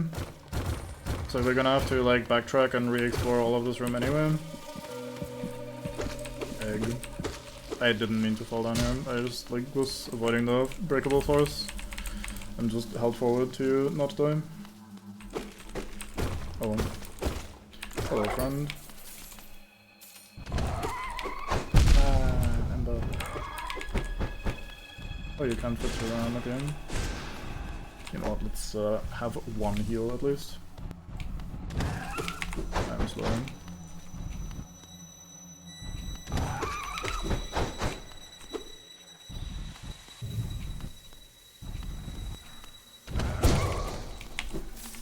Very good. So I don't know how the damage for these special attacks works. I'm assuming the charged attack does something like twice of your normal damage, or like 2.5 times your normal damage. So that's probably why it feels like it does absolutely nothing whenever Bango uses it, because he has no base damage. Which is a little unfortunate, but just one of the things in life that happens in the base nail life. But yeah, I'm not a big user of these charge attacks anyway, so...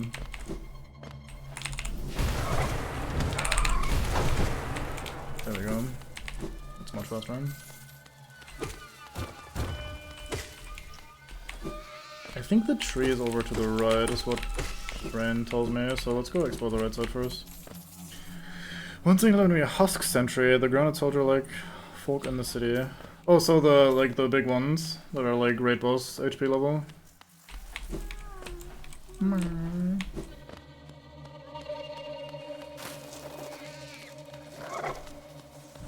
heard you.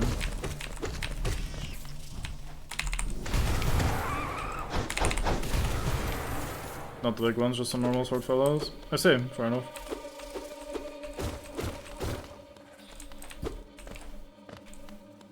That is pretty odd. Maybe a remnant from a previous design plan where they were going to scale enemies with your damage and something, and then they just kind of camped out on those like a leftover. Wow, that is actually so big that I have to dodge. Tree was on the other side, my bad. And now that we've struck the tree, we have to re-explore this entire area. Yay! Fucking love these trees. These trees are the best. Oh. I pressed every wrong button after scratching my head. One single enemy does is so weird, yeah. I assume it was like I said, a remnant from earlier ideas of how to design that sort of thing. Where like the vast majority of cases where that would happen were eventually patched out. And they just missed that one for some reason. Or they had already implemented it for only that one enemy and then decided to change their mind afterwards. I think that sort of stuff happens quite a bit. Greetings, Grub. I feel like I want to do the drop over by this platform instead of that one.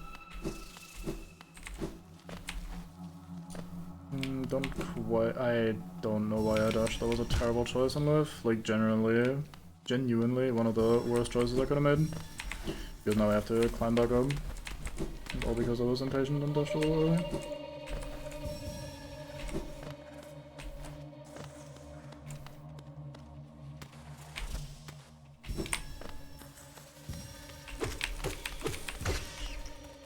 Good thing we left some of these enemies so we can get more soul back.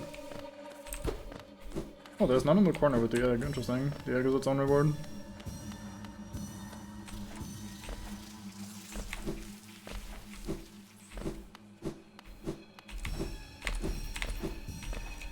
Is there one further back here? No. Very good.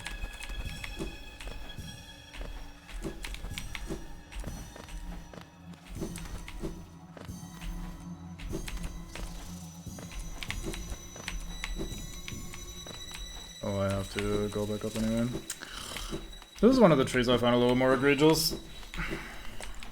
You're expected to come in from the bottom right, the tree is in the top left, the exit is also in the top left area, but then the tree has you go all the way back down through all the different levels, and then you have to, like, afterwards turn back in the top left anyway, so it, like, just sends you on a wild-ass goose chase. Essentially just kinda waste your time.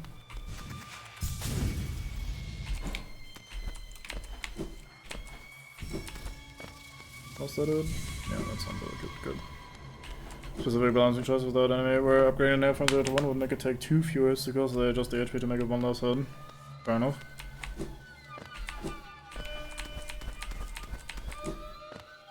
Odd then that happens with only one enemy's HP breakpoint. Where was the tree again? Was it one higher? It might have been one higher, so. Was it just over here? It was just one lower. I'm just being silly. It was over here. Right here. Nest alive, sleeping queen, beast. You too. Boop, boop, boop, boop. Weavers. Oh yeah, I should have gone for the top room first, shouldn't I? Because it's progress. The other one is the Weaver, isn't it? I wanna say it's the Masked Weaver. Going north up here. Where?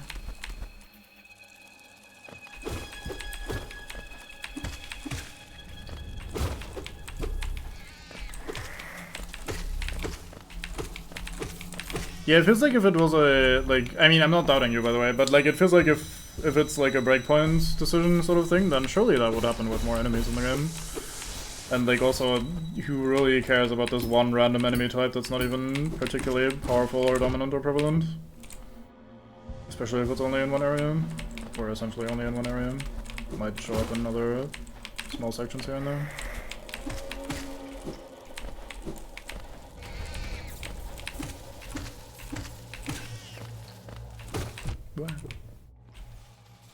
It's a common enemy that didn't want the first upgrade to be too powerful, but somehow everything else is fine, so it's weird. Yeah, exactly.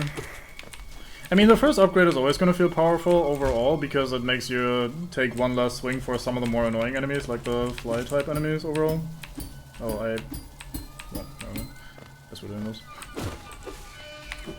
So, like, even if it wasn't effective for most of the other enemies, the fact that you go from, like, taking 2 swings for the generic fly enemies to only taking 1 swing for the fly enemies already feels very, very, very nice.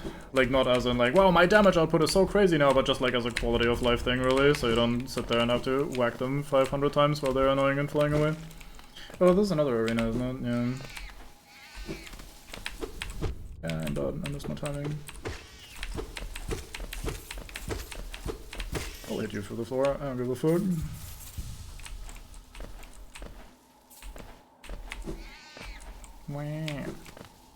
And yeah, that's the Weaver up here. I'm not being locked in, this feels weird. I feel like this should be an arena normally. Maybe it is only when you come back from above here. I think there's a path top right where you can fall down into this room. I fell into spikes instead. Very good. Because yeah, I think this is the room that's connected to the Queen's Gardens.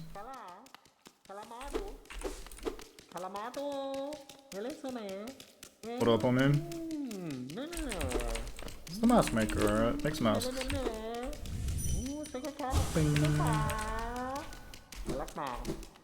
So, fun fact, look at this face. See the 5 funny eyes and like the one big in the middle? If we leave and come back.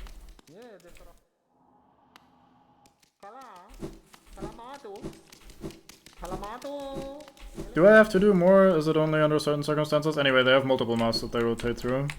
They don't always wear the same mask. Yep, there it is. Different mask. Very neat.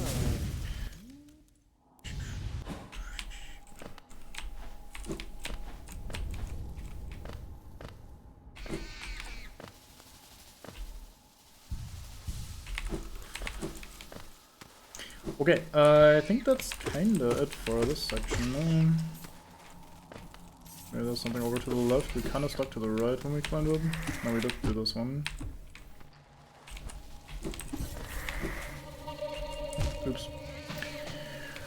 Amato.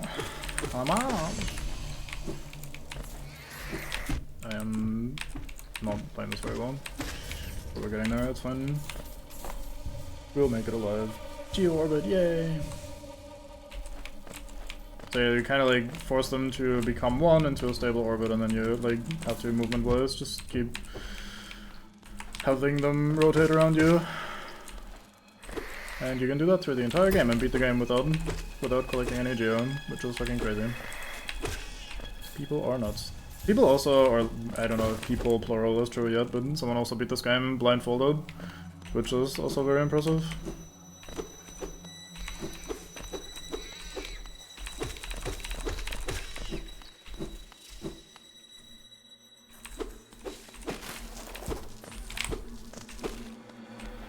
Weavers. I wanna say I wanna be downstairs first. Okay, never mind. I guess it being a dead end means I did wanna be downstairs first. So I don't have to come back later and check.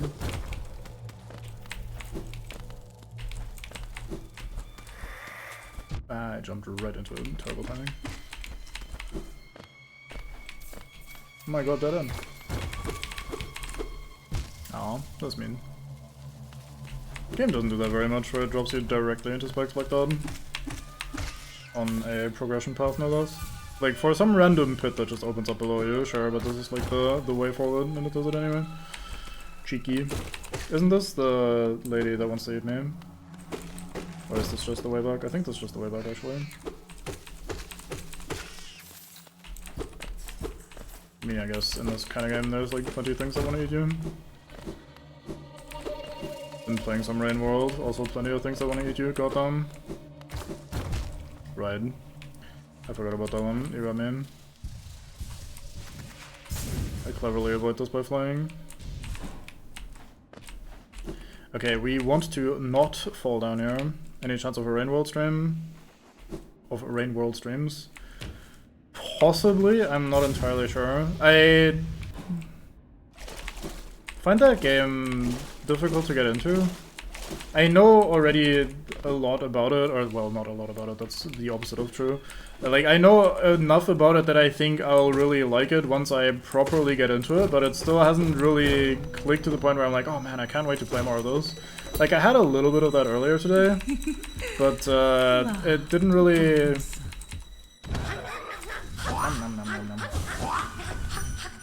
How do I best describe it? It's a very, like... Oh, I thought if you timed that correctly, that works. Bonk.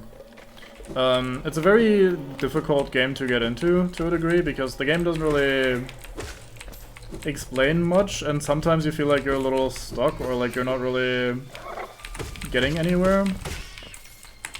And like progressing feels a little annoying. I'm describing it very weird and abstractly. If you know the game, then that probably makes sense to you. If you don't know the game, then that probably sounds like nonsense. But I haven't quite hit the spot of like, oh yeah, I need to like non-stop play this game. And I don't want to really commit to streaming it if I'm not sure I'm gonna be enjoying playing it for like the 2 or 3 or whatever hours I'd be streaming it.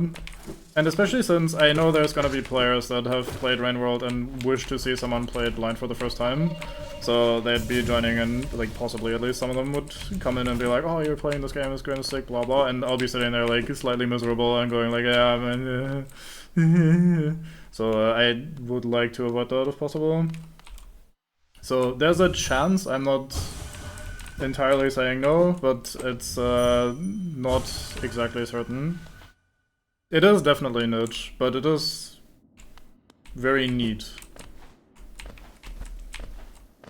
So to elaborate on that briefly, Rain World is a like 2D platformer sort of game, I guess, broadly speaking.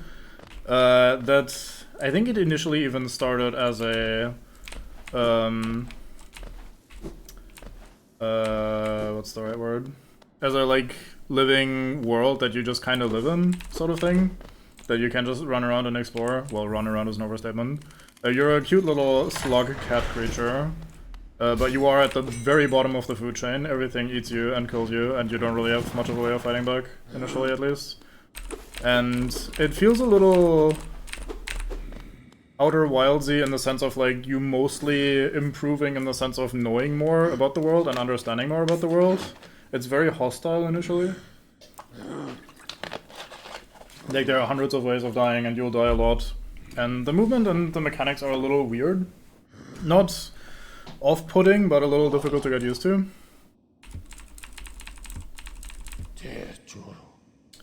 But yeah, just definitely a little odd overall. And you kinda, like, the game explains absolutely nothing. That's not true. The game basically explains nothing about its systems. There are a lot of things that happen, and you just kinda have to learn what they mean. It's very Animal Well in that regard, where like the game starts, there's a little bit of a cutscene. You do have some guidance, but very vaguely, very broadly, and you just kind of gotta figure out what the fuck is going on and what the fuck you're doing and what you want to do. So you just like run around and explore and start piecing together how the world works, how the various inhabitants of the world work, what people, like what creatures do, which ones are friendly, which ones are hostile, how you can interact with some of them maybe. how you can traverse the environments, how it all fits together. And you get like little nuggets of lore and shit here and there to understand what the fuck is going on. There's a thing, like the core concept and the reason it's called Rain World is that there's like I guess like a day cycle, kind of like a Outer Wilds again, where you have like a day, and by the end of the day you have to be in basically like a little safe room, a little hibernation chamber, because it starts heavy raining to the point of like destroying the world pretty much.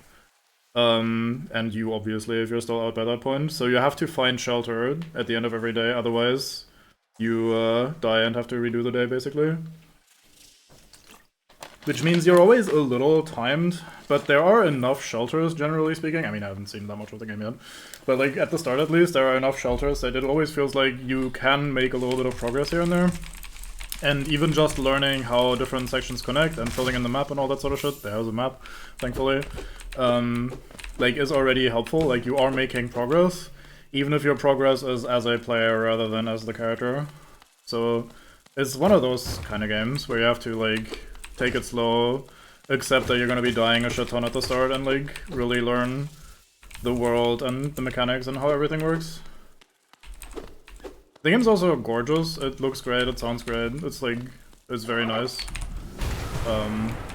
But it can be a little bit of a chore to play because of this like obtuse, mysterious nature and like you encountering new challenges that you have no clue how to deal with at the start. There are probably ways around them, but it feels like every direction you try, there's just some new obstacle that pushes you away, and you go like, okay, I guess I'm not getting past these guys. Due to the fact that the world is so, like, alive, it also is a little random, meaning that sometimes an area that was chill before ends up being hostile on your second time around.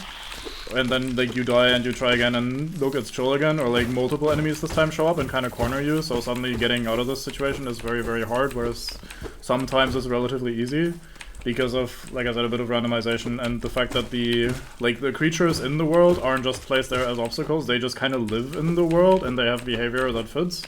Which makes it very immersive, but also, again, sometimes a little frustrating, because you might end up in a situation where you are exploring a new place and you feel like, oh, I'm finally in this new room, I wanted to explore the, like, eastern side of this room.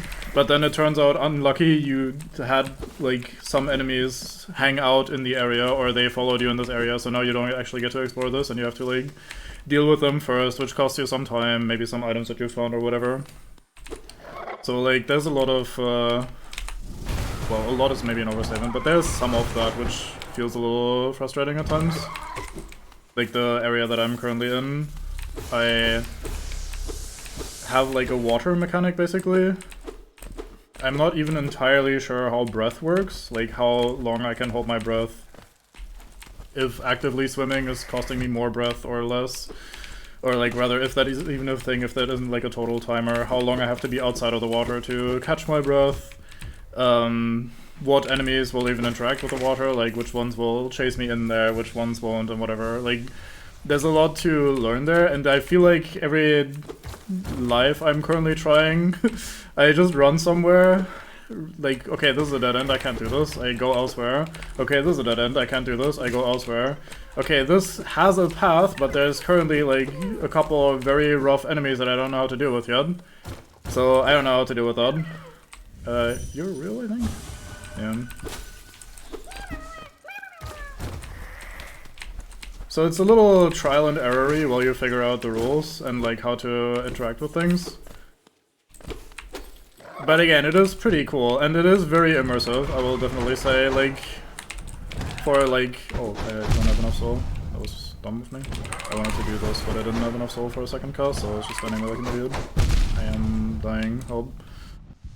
I didn't need to heal here because that doesn't protect me from being one-shot anyway.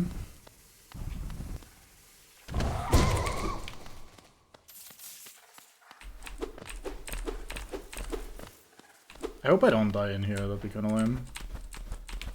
It's not a very difficult environment, I'm just kinda autopiloting and yapping. Let's not get one-shot by this thing. I have puzzle issues with having to redo a lot of stuff that can get old after dying. Again, there's enough of those like little safe spots that you have to use at the end of the day that you don't really redo that much. It's more that like you explore relatively piecemeal. Like, you try to do a different path and you go, okay, never mind, and then you try to do a different path and you go, okay, never mind. Like, that sort of a thing.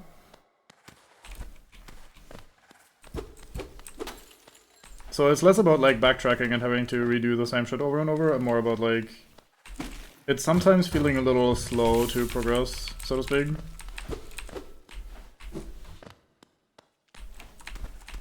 No, you have essentially infinite lives.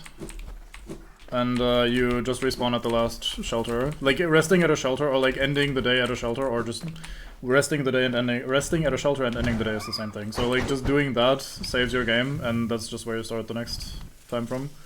And if you die, you just respawn there and you continue. You don't keep any of the progress you've made, like you don't keep your items, you don't keep map exploration, but you keep knowledge, like I said, so you'll be like, okay, if I go up this way, there's some Giga Satan that I don't want to deal with, or like, I tried interacting with that guy, that didn't work out well, let's not do that again this time. So there's no, like, that much backtracking or that much pressure to not fuck up. Hey, we got some essence, nice. Rare.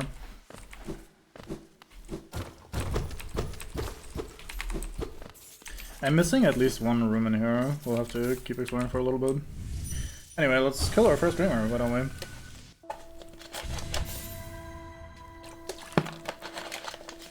I think I'm at the right time that Hornet should show up after this. Greetings, Hera. Bound for brood for child.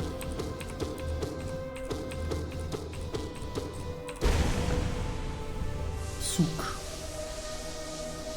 Yeah, Rainworld is neat. It's interesting. I've had that game for like a decade, it feels like, and I've always wanted to play it, and I've like started playing it at least 4 times, but always went like, oh, okay, like I started, or I used to start it in like very bad moments where it's like, okay, I'm almost going to bed, but fuck it, let's just try this game real quick, and then I have to go to bed after a little bit, and I'm like, yeah, I'll go back to this tomorrow, and then I just don't, basically. Or like, oh, I'll do this, and then I have to go play other video games, and then I'll just kind of like forget about it and get over it. So I've started Rainworld quite a few times, and never really got particularly far into it.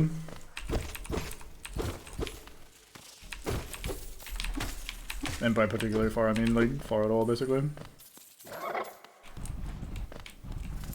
You know what? Let's keep using this strat. This works out. I wonder if the hit stop was if I didn't turn around before dash angles.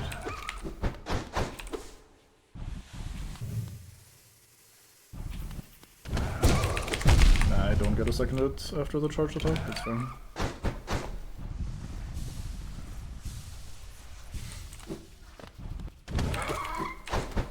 It's also very cute, despite also being like very brutal and rough. Like I said, you're kind of like a little slug cat creature, which is as adorable as it sounds. It's neatly animated. The environments are cool. Some of the interactions are also pretty adorable.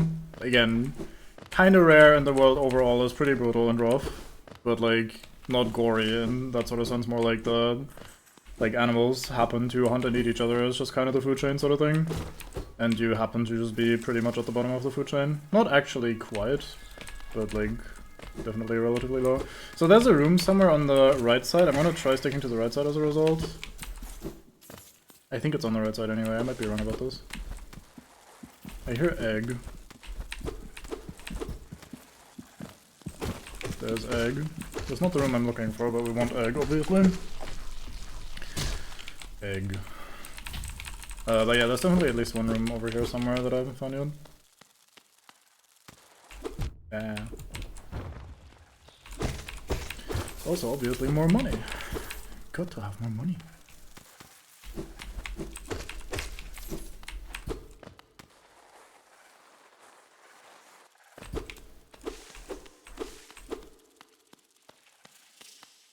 The Deep Nest has an issue for me where like, some of the ambience audio sounds like a lot like the audio cue for There's Breakable Floor Here.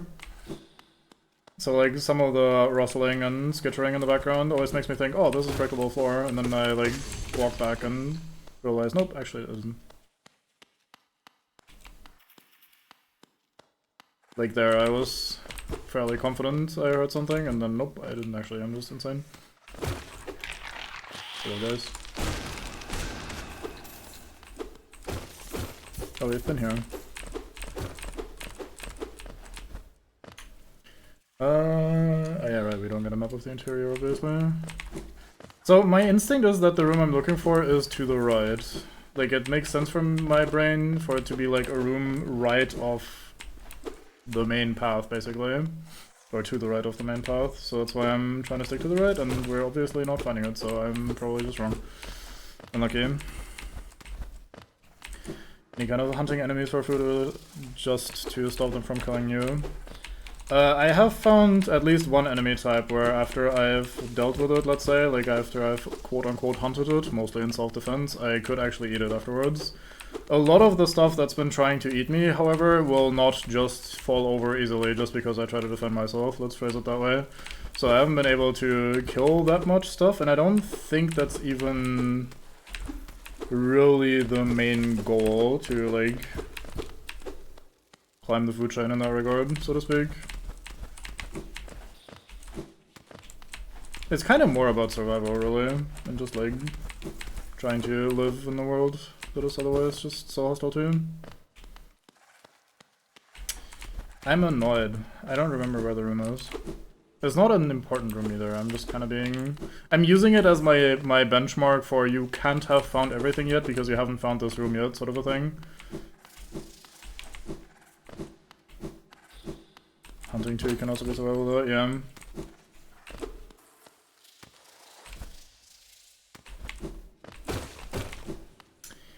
Grr.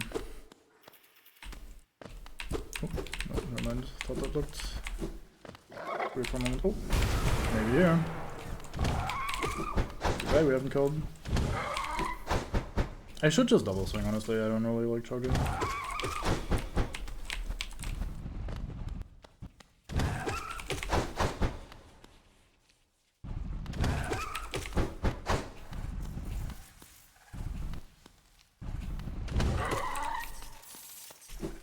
There we go. This weird ass fucking room. Whatever the fuck this room is.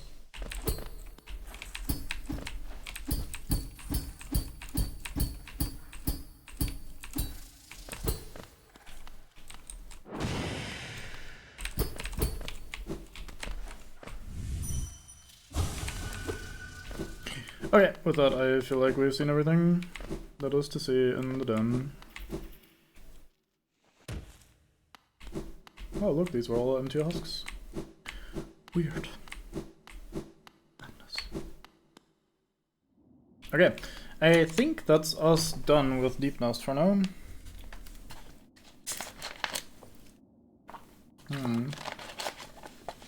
Don't see anything we're particularly missing, but I do want to not leave with a stack. I want to leave through the hot springs area down there, because there is some more stuff we need to still do. Oh, I guess the top part of Deep Nest where we entered, there's also more stuff that we haven't tried yet. Like over here, we can go to the right. There's two branches that we haven't checked yet. Could go back to Queen Station and make that happen. That'll lead us back out to Mantos Village. Tell you what, I'll go to the bathroom real quick, and since we are playing a game with a fantastic soundtrack, let's go chill somewhere where there's a good soundtrack. So you guys have something nice to listen to while I go relieve myself. There has to be a platform here somewhere. There.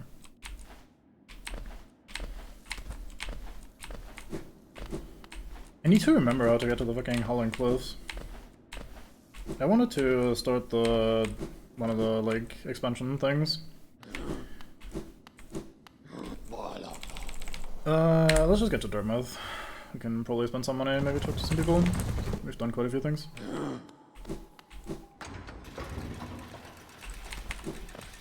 Can also tie up some loose ends afterwards. Okay, BRB.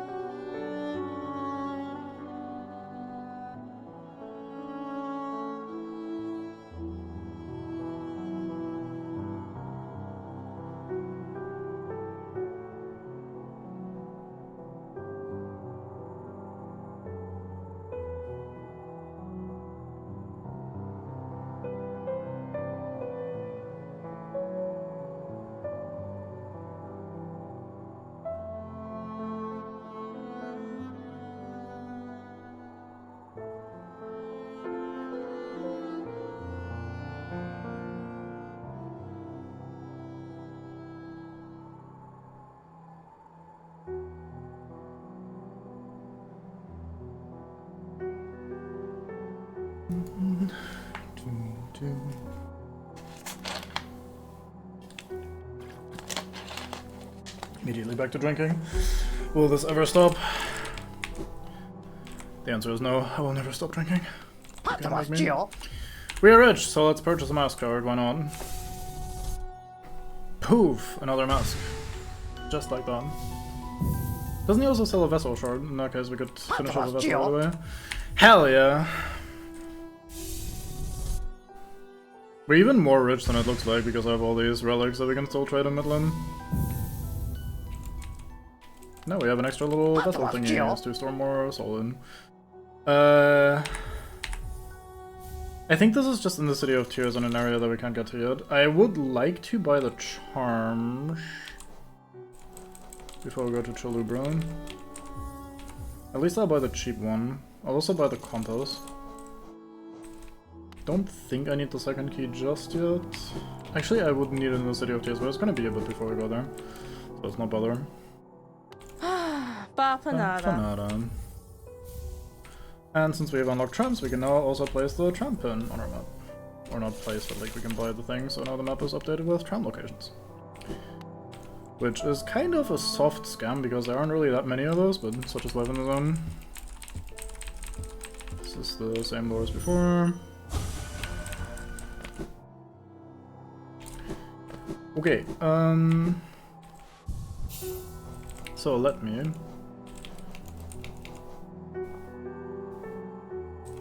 Actually, if we do... How do we best do this? Okay, let's be reasonable here. Let's go over to Lems and trade in our relics, and actually we don't have a good, quick and easy way to get there, but we could upgrade our nail again if we do, and we have a tree to do in the area as well. Yeah, I guess we'll do City of Tears, storerooms, do the tree, go south, upgrade nail, go to Lem, get money, and then afterwards we shall, I guess, double back and go to Salubra and buy charm notches and charms. Let's do that, that seems fine. There's that bit of deepness that we didn't explore, but it's nothing major, so I think we might as well leave that for later. Whereas the stuff over here, like upgrading the nail and getting charms and charm notches, is pretty good. So we should do that early, I think. So I'll prioritize it.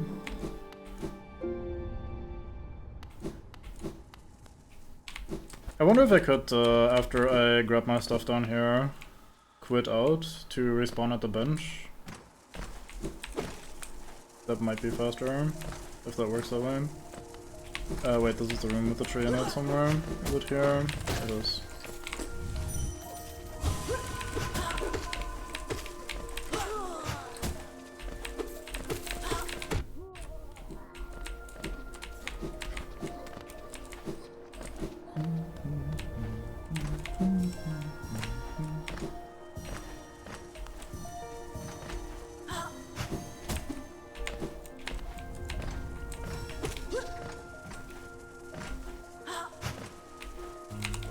Stop running away from me, dickhead.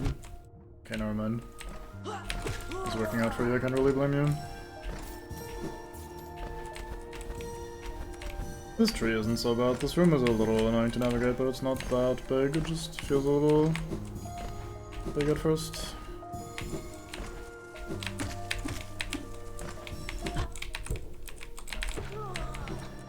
I should not have touched so early, that was terrible.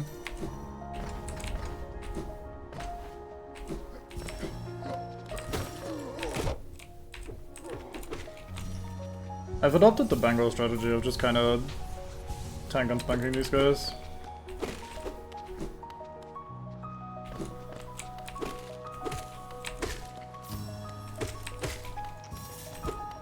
Was that it? It was very good. Tree. Tell me the lore. Promised plenty, souls to serve, souls twisted. Well, we've been to the Soul Sanctum, we saw what they did there. Draining the souls out of every fucking bug in the video game. For their mad science.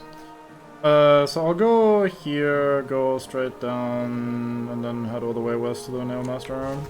Nailmaster, no, Nailsmith. And then we can fly, so it's relatively fast. Oh, I just rested. Whoops. So no save quit strats, which may or may not have even worked. I don't quite know how the game handles them.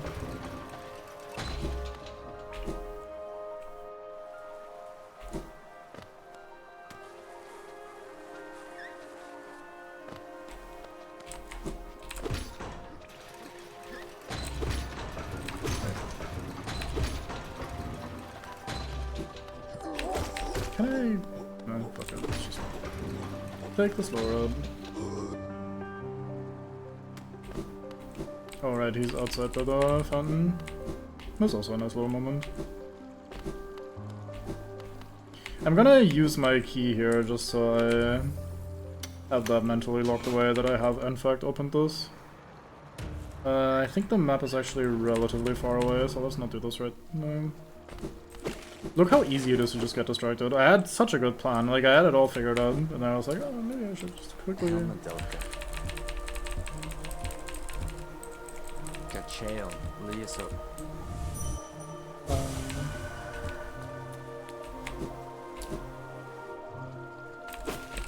Lem is also secretly the god of speedrunning. Because as you can see, he was right out here, and so we go in here, we take the elevator, and he's already back in his office. No one knows how he does this. He is incredibly powerful. Might be the best in the game. Okay, let's start selling all this garbage. I don't think there's a fast way of selling these yet. In the mod launcher that you used to do randos and shit, I don't know if that's just part of the randomizer actually. You can fast sell these by talking to him, and it'll just sell everything you have in your inventory, which is very nice. It is reasonable for this game to sell them, or have you sell them individually, because he does give little lore drops. Like, he has little nuggets of lore that he gives every time you turn something in. So it does make sense. These are technically all individual items. He does eventually reach the point of like, oh, another one? Well, onto the pile with this one. Yeah, there you go. Oh, actually, and then we get another low nugget, so it's not like it's completely fully done in. By the way, neat little detail. Check out the top of the merchant screen every time he pops up there. Like, poof, there he goes again. And poof, there he retreats. It's just a little part of the decoration. It's kind of funny. There's our King's Idol. It's very money, very good.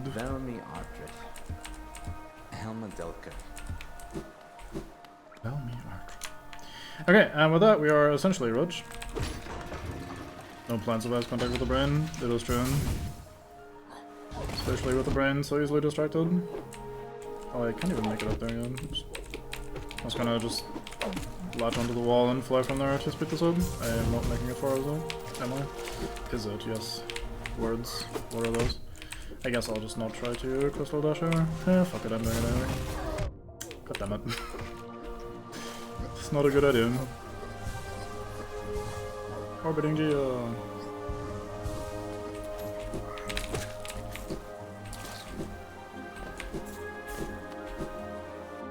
So multiple, and then it just takes through each of those alternate dialogue each without making you input the process each time. Yeah, to be fair, there aren't that many in the game, and you get pretty decent money for them, so it's not as bad. It just kind of, I think I only found it getting tedious on repeat playthroughs. For the first time, I think it's like, it's fine. Also, we have hoarded exclusively. We were here earlier at the guy, and we didn't sell, so we had like basically 2 loads of thoroughly exploring areas worth of relics to sell, so I think it's ultimately fun. Again, especially since they give little lore nuggets. These little cutscenes are always super loud. So now we have Stronger Nail. A channel to your nail that should cut much more efficiently. You'll find it stronger than it used to be. Head out there and test its blade against your foes. My fucking chair is being annoying. How you doing, buddy? The perfect nail. Vendazu. 2 pieces of pale ore. I can forge it into a nail and make it stronger still. Will do at some point, unlike Bango. Look at that, we have a channel on our nail now. Cleft Weapon of Hallownest. The blade is exquisitely balanced. So now we do even more damage. Incredible damage. Bonk. Okay. So this is where I'd love to be able to just teleport out of here somehow. Alas, we cannot. I think going up here is probably our fastest way out.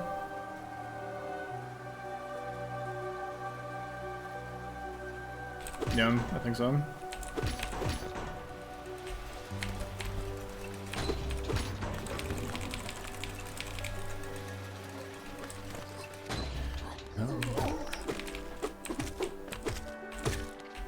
Three strikes instead of 4. At least I think I used 4 earlier.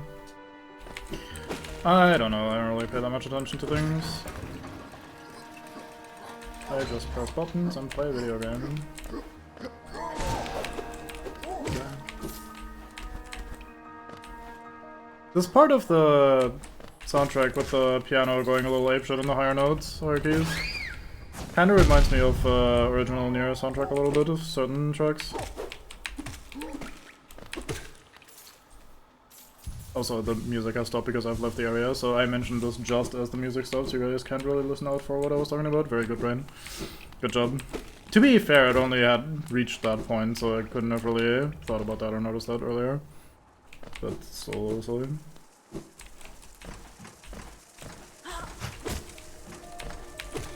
Then we reset.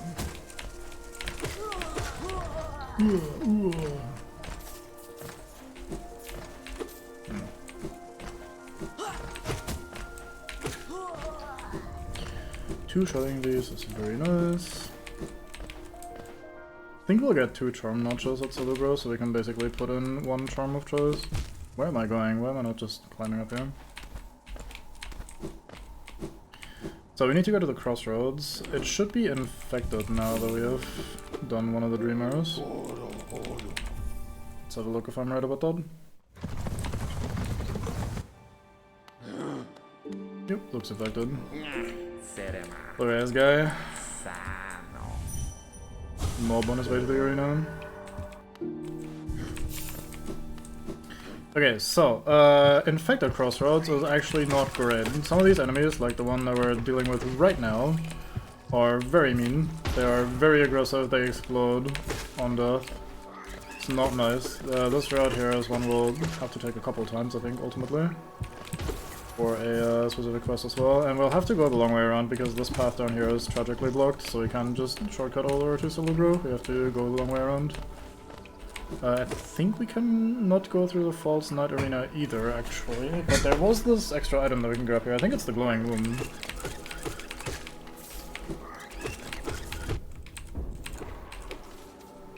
Where's the guy that was previously guarding it? No, overcome with infection. So bright. And yeah, I think over here we can do a crystal dash to get an item that we couldn't access before. You can technically do this without the crystal dash if you're a goat. Like if you're just the fucking goat of platforming, you can just get through here.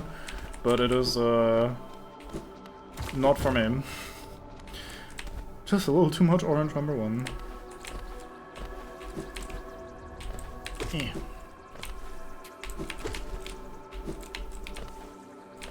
Kingdom for a double jump.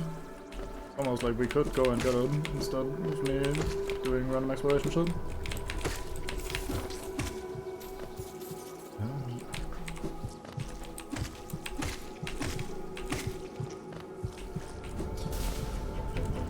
Hey, arena. Upgrade coming in clutch. 2-shotting all these is very, very nice.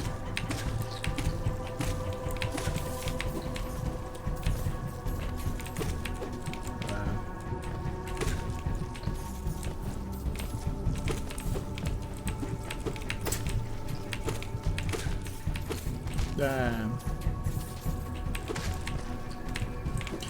What am I fucking doing?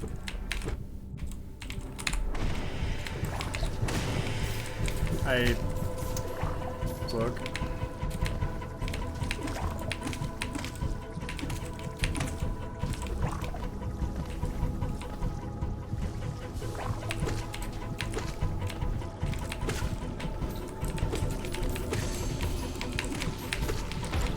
That was way more close than it needed to be.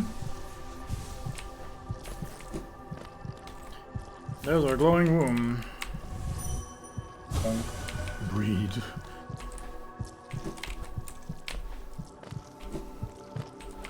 Well, at least the infection is clear with its intentions. Well, I almost said that, but I wasn't even aware of the possibility of saving that. I'd mentally written that off. Not even close, is that right? Yeah. We've definitely not had any sort of close calls in our no-death playthrough so far. But yeah, so over here in the False Knight Arena, there are new enemies on the way, never mind. That actually did 2 points of damage. Okay. I think most of the explosions do actually in offensive. But yeah, we can't pass through here. The left side is also fully blocked, unfortunately. We do, I think, have access to a boss fight that I want to do, yeah? Yeah, we can get up here, which we couldn't do before. Which gives us these guys. And we can enter this man's dreams to refight a stronger version of the False Knight. I will not do that. That is, So, we could do this, technically. There's really not that much stopping us.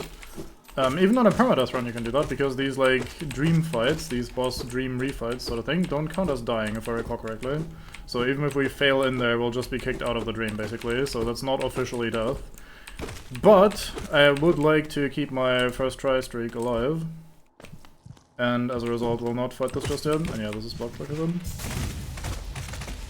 So let's not do that right now. I usually try to save these more difficult dream refights for pretty late in the playthrough. Like when you have most of the upgrades and most of the stuff you want. Where are we? We are there. That should lead us over to Celebra if we go this road.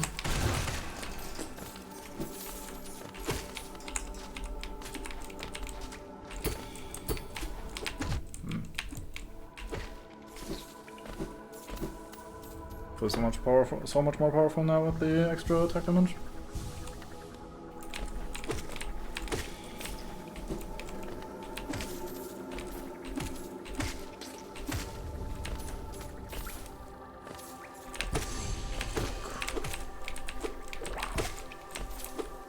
So we do have a tram pass, and with that we could activate this tram now.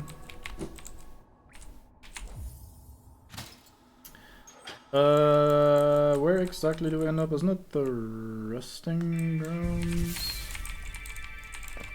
Not quite. No, it is the resting grounds. Yeah, okay. We didn't really explore the resting grounds. We'll do that some other time. Last time I was there, we just kind of got the dream nail real quick, and then I wanted to end stream, so I didn't really explore that place at all. There's a couple things we can do there, but I'll leave that for later. Let's stay on track for now. No new Grossmother spawned on the game. And here's Celebra. Oh. So she's basically the main charm salesman. She rewards you for having a large collection of charms by selling you more shit. So we can buy a charm notch for very cheap, and then we can buy a charm notch for a little bit less cheap.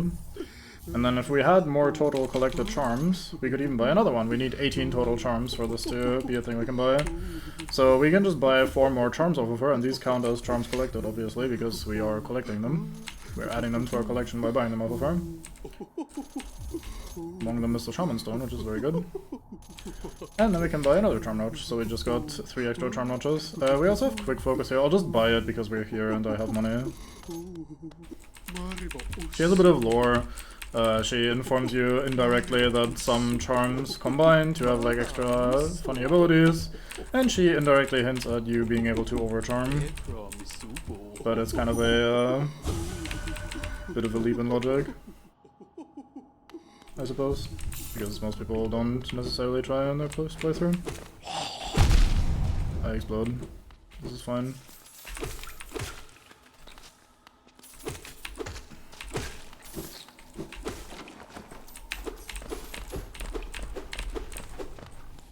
I feel like that door opens at some point of that house to the left there. I don't know.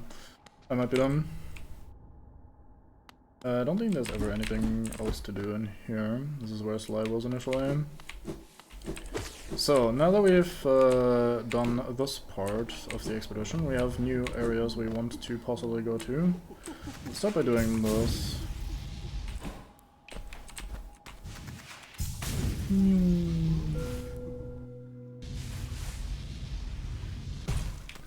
This brings us to the Blue Lake, which is a lovely place. We have egg over here, which makes it extra lovely right away. We've filled the Hunter journal entry for egg, very good. Then we go back. Not really because we need to, but because it is nice. So we climb down here. Oh, there's Tiso here, I forgot. He's like, oh fuck this place, it's too calm, I hate this shit. And then we can fly across the lake. Like so. Making sure we keep our cloak dry as the presets demand. And now we're in the resting grounds again. Just in a slightly different part of it. Some of these soul totems I don't really get. Like, I don't see the purpose of that soul totem right there. Might be like a little nitpicky to like specifically question that one. Oh, I should probably have rested at a bench and put my charms and shit. I was kind of shit-talking Bango for not doing that, but to be fair, Bango was also like excited about the new charms and fucking around with them, and then just kind of, after leaving the shop, didn't immediately equip them. So these knights do have an anti-air attack, but you can kind of like bait it and then go behind them, and then they miss you like so. So you can infinitely power on them, which makes them much easier to deal with. Also, that knight still took an ass load of hits, even though we have a large amount of upgrades. By which I mean 2, which, depending on your perspective, might be a large amount. This room connects to the resting grounds where we came in. Like we are, you see that little hole in the middle of the screen, basically, on the floor. We're right below this hole, basically. This has opened when we flip this lever. If we go to the east, we should be reaching the Colosseum of Fools area, and like the Kingdom's Edge area. We have the elevator as well. That's alright.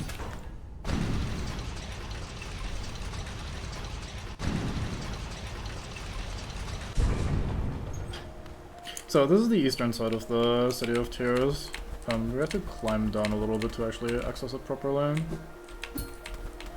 But there are some things we can pick up here. I don't think we can actually get into the Colosseum from here. I think we have to unlock it by going through Kingdom's Edge first. Let's go over to this side anyway. And this is the top, I think. Actually, no, this is just partway through. This is the Colosseum. I'd wager. Bonk. And here as well. And we open this wall from the other side when we come through the Kingdom's Edge, so we can't really do anything here right now. But we've already seen this now. So that's nice. Oops. And I think there's nothing else on this climb, but I'll check anyway. Because I'm a curious guy like that. Nope, that's it. Okay. Whee!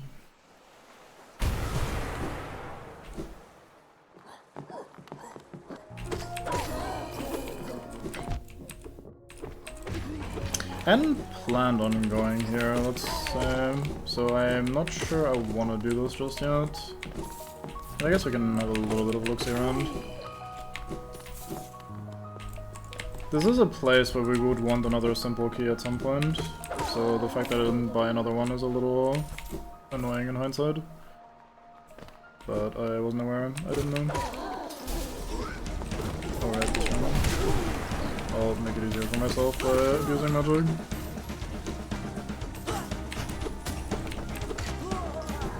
Yeah.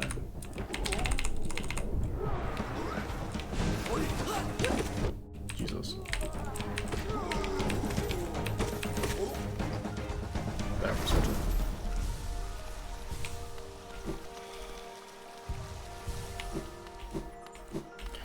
Vessel Fragment, those at Mask Charge.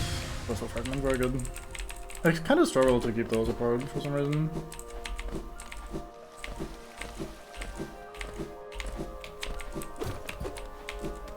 Okay, nice low reward. On we go. These nobles here in the City of Tears eastern side are pretty good for money. I think these red bugs, the kind of aristocracy, is pretty wealthy, so I think this is an overall good area to farm money if you need some. I think I used to farm the big soldiers, if I recall correctly, when I last had to farm money in this game. Which I don't think I've been doing that much in recent playthroughs, because I usually, again, like, surgically attach myself to the Fragile Greed Charm, which makes most of those worries go away.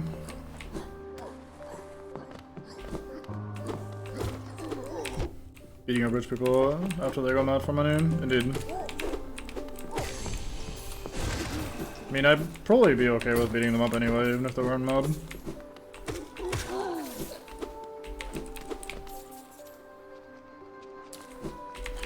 And this is King Station, which is a very nice place to have, because that means we don't have to... we can now access the city from the other side, basically.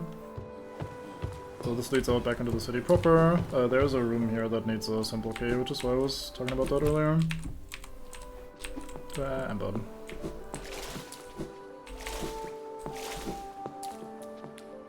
There's a hidden path here for some money.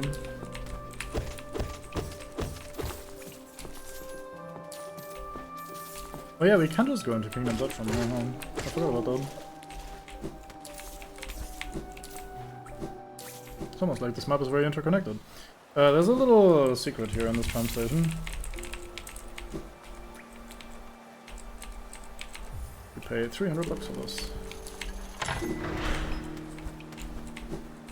Oh, just hesitant. Really?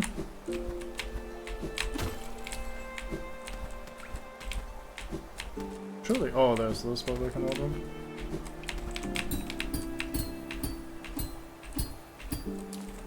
Ta-da! It's not much, but money is money.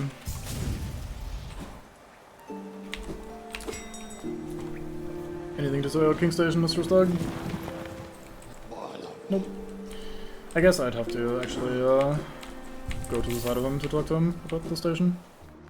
He kinda only has dialogue when talked to regularly, if it's at certain breakpoints. So the station also has like an interesting thing over here, which is a broken stack station. But it does still serve a purpose, which is that if you're attentive, you can notice that this wall looks a little awkward and a little sus down here, and you can actually go through it. Which we could use to go to Kingdom's Edge. I'm not gonna do that. Actually, we could go to... we could take that route, couldn't we? Normally I go to Ancient Basin through Deep Nest, which is what I was planning. But I guess we could also just go through here. Let's open up the right side of the city first, just so we have this all open up and connected. I think the elegant key also goes somewhere here. I'm not 1,000,000% anymore. Why? I fucked up.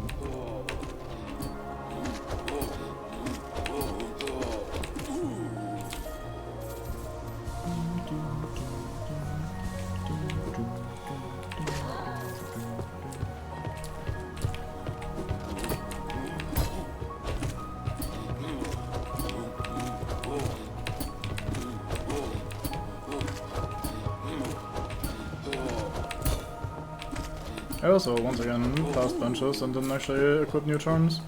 I mean, the main one that I want to equip is actually the compass, so you guys can see on the map where we are.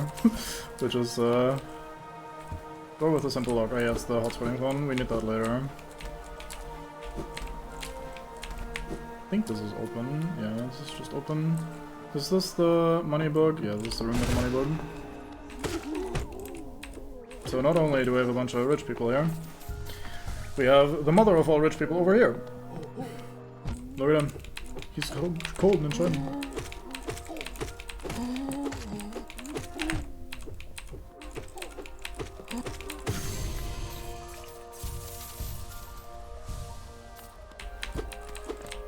This is kind of where the any percent road, the speedrun, gets most of its money, because that guy just drops like 450 bucks or something.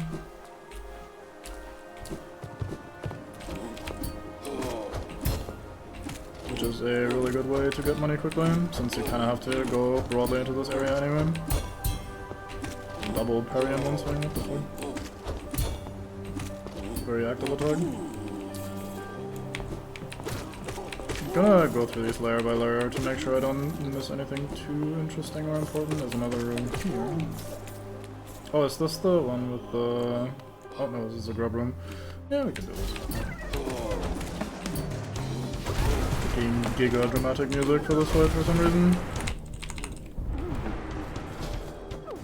Grub dance!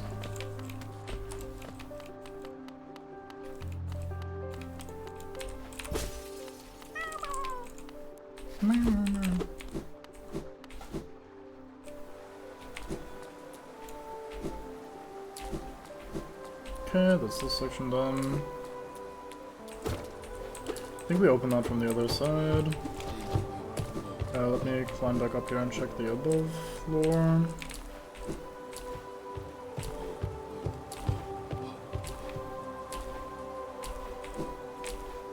That's the hot springs one, we were looking at that earlier.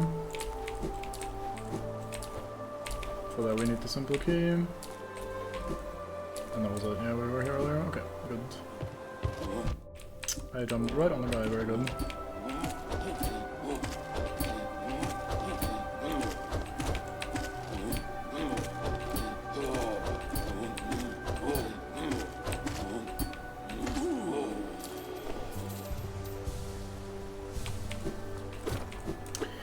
Okay, so we have two options here. We can either go upstairs or downstairs. Upstairs goes back to the western part of the City of Tears, which is what we're gonna go do right away.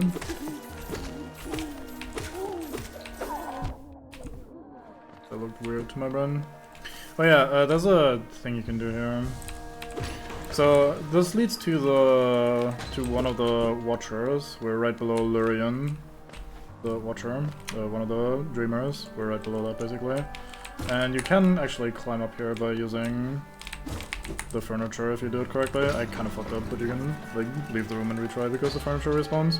Normally the game expects you to have double jump to get there, but they also have coincidentally placed furniture right there, so you can just pogo off of it. It's not actually that difficult, I just fucked up horribly.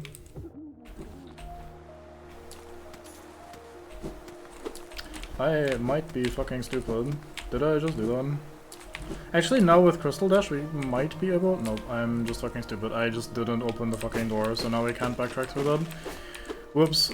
Unlucky. Autopilot exploration does me in again. Well, we have the station, so we can go back there pretty quickly now and pretty easily. Having now chosen intentionally, of course, not to go there. What else do we do for the stream? I could call it here. And just chill for the rest of the evening. I kinda want to do a little bit more. I'm just having a bit of decision paralysis. Let's go back to... Wait, actually getting out of here is really gonna be annoying, isn't it? Let's just explore the waterways, fuck it then. Because then we have something to do right here. I don't think anything here requires double jump either.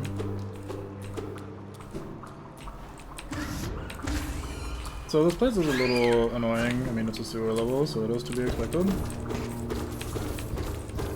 There's a lot of hidden passages and shit. There are some rather annoying enemies. Hello, friend.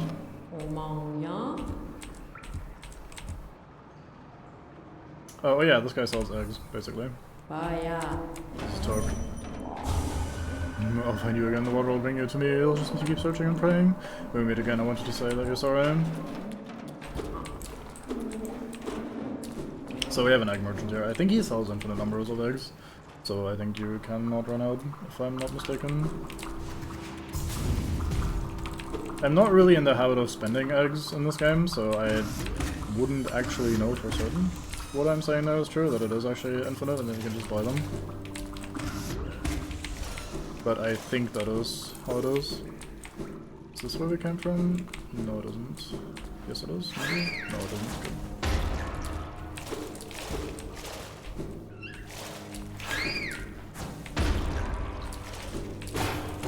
So these guys are a little weird. If you hit them, they go on their legs and start hopping. If you hit them again, they go on their other legs and start walking. So they have like two modes, and slapping them changes modes, which is just how they are, I suppose.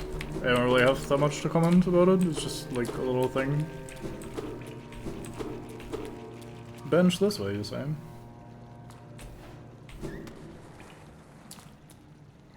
Bench this way, you say? If only I could ground pound. Oh wait, I'm not Bango, I can ground pound.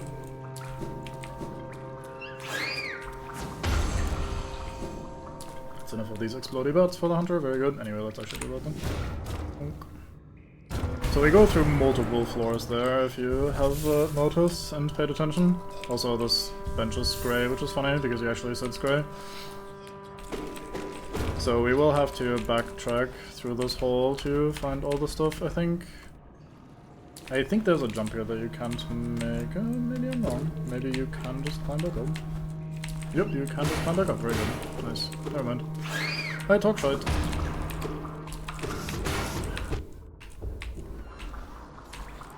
So our weapon upgrades are really nice here. Being able to just two-shot these is so handy. There's also some other more annoying enemy types that we're going to be dealing with in a second, which is also going to be a lot easier due to being able to do much more damage. We're not exactly like way above the curve or way ahead of the curve. We only did like 1 war upgrade, so it's not like we have like massively outscaled the enemies or whatever. But we're definitely in a good spot. Oops. It's funny because watching Bango, it's like... I find it very... or I would find it very tedious to fight enemies with base nail damage like he's currently doing. Not because they're so difficult, I think most enemy patterns are simple enough that it doesn't actually matter that much. But mostly because it makes everything take fucking forever. Like whenever he fights like a group of hoppers, and they like he's recently started fighting those little hoppy looking guys. Those things have a relatively large amount of HP, because obviously the game expects you at that point to maybe have a couple upgrades. And he has to hit them like 10 times or something, and they're just like small regular enemies. And I get kinda like tired of it even just watching it. I can't imagine like playing that myself and actually killing all the enemies. Like that's the secondary part. If you're doing like low damage run, you would probably at some point, I would think, stop fighting every enemy you meet, because you don't really get that much from them. It's not like they're incredibly worth in terms of money. You're not leveling anything or whatever, so you don't really need to kill everything. But especially when you don't really do any damage, I would be like expecting them to... Or I would expect a player to just kind of leave rather than fight. He did leave a couple, so it's not like he was actually ending up fighting 100% of every enemy, but there's definitely a lot more very slowly whittling away at enemies with very large health pools, relatively speaking. That does surprise me a little bit. Feels pretty grindy, or like it looks very grindy, I should say, because I'm not playing it, so I don't know how it feels. I was going to spend like 10 minutes fighting the Watchers. Yeah, same, the Watcher Knight also, or Watcher Knights rather. Same with that fight, like, it's not a very complicated fight, and, like, for what it's worth, the speedruns also fight them with base nail, because of course they do, because why spend time getting upgrades? But, like... Oh, I heard a mask shard. Maybe we can get that already. It should be below, through the water section down here.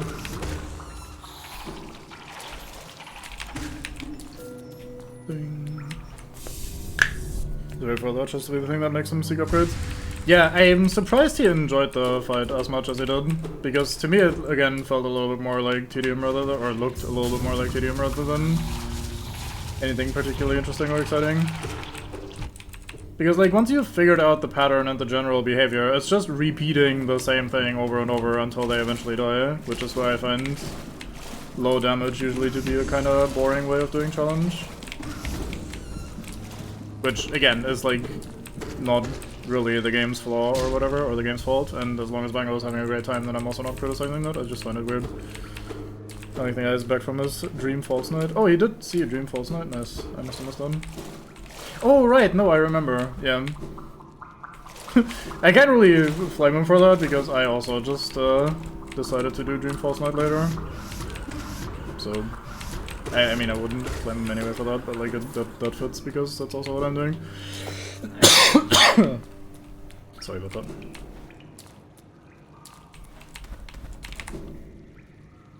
Okay, let's actually continue westward this time, towards the map, towards the boss, or the arena actually. The boss is on the eastern side.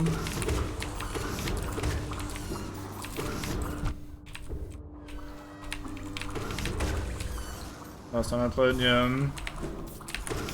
Him and Dung Defender. I want to say someone else as well, but I don't remember whomst. Are some of the fights I'm worried about, or I was worried about for 100%. Steel Soul. But I think actually, like I said earlier, the dream fights don't count as you dying for the purposes of Steel Soul, so I didn't need to end up, like I ended up not needing to worry as much as I did, but I did want to get them to the point of being able to first try them anyway. So I left them for very, very late in the run. One of the last things I did. Yeah, fair enough. But yeah, the Dream refights are a little... definitely some of the harder ones. Lostkin is still relatively early, relatively chill. Although a significant step up from the basic form. Was that it? I thought this fight would last longer in my own.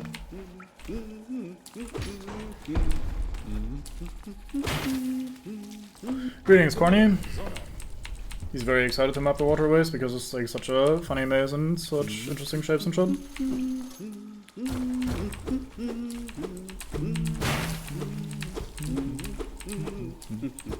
Anyway, I think we just opened the gate over here and this connects over to the fungal wastes. That's the word that I was looking for and couldn't find. Did we do this corner actually? I don't think we... No, this was where we rescued Bretta, we did that, yeah.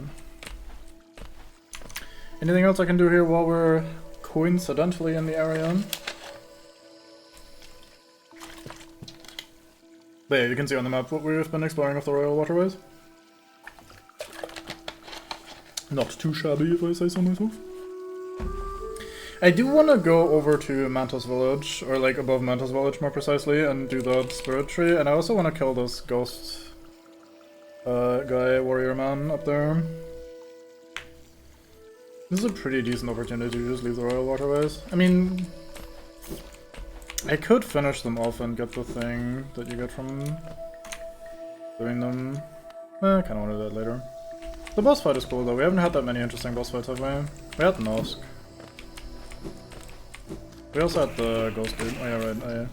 How many of these do I still need to kill? Let me check the journal. Usually I don't really bother checking the journal for stuff like that, but these guys aren't attacking me, so I'd usually ignore them. But I don't need any more of them. So we need 2 more warriors and 1 more youth. Very good. Bonk, bonk. Another reason to leave the enemy for hunter entry, journal entry farming for later is more damage means faster and easier kills. Weird how that works. Hello, friend. Okay, let's start with the area above the Mantis Village. Greetings, friends.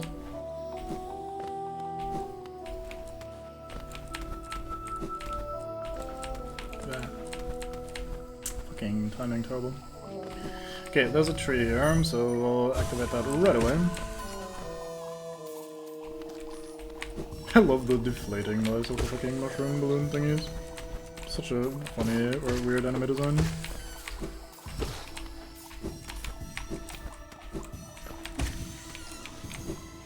No, I missed one.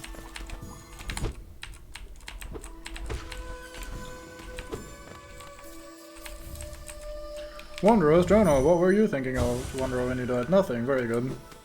I do like that lore of like charms being the strong will of a dying bug catalyzing or like crystallizing into a charm that actually has magical powers thing. That is very funny. Like the idea of like, oh fuck, I'm dying, oh no, I really want my nail to be a tiny bit longer for like the long nail charm and shit like that. Oh, if only I could focus a little bit faster to get this healed. Man, I wish I wasn't dying right now. It's very easy to read that in a very funny sort of way. It makes sense for a lot of the more normal ones, but for the very mundane ones where it's like, hey, I wish I could attack a little faster or add a little bit more range, it's like, it's a little silly. Pretty charming. Okay, let's exit to the left. I think this hooks back up to the deepness, and I think we get a mask fragment from doing this. Oh, we can't do this though because we don't have the fucking double jump. I forgot. Why is that not on the map then? I thought we were in that room before. That has to be either Deep Nest or Fungal Wastes, no? Huh, interesting. Well, oh yeah, right, we could do the spirit. Sure, let's do that while we're here. I don't remember how much soul, or rather essence, sorry, I need to do much at the Seers. Like how much soul I should have before returning to the Seer.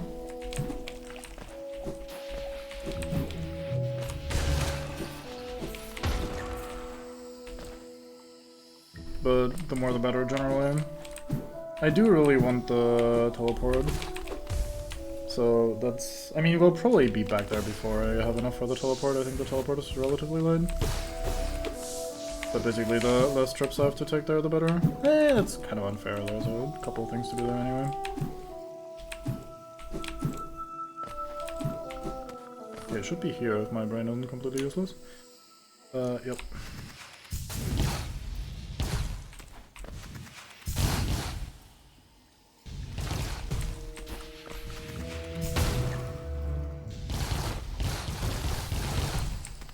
Greetings, guy. This is kind of a funny one.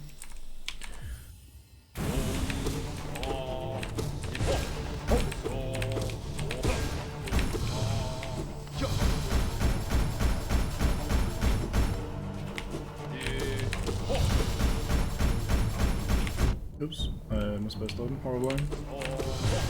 Ah, I'm terrible.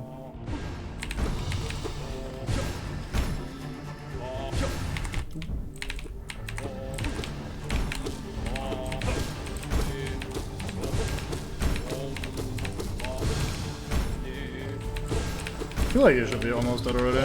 You can kind of fight him pretty early, so I always think he's relatively weak. And we have like level 3 now.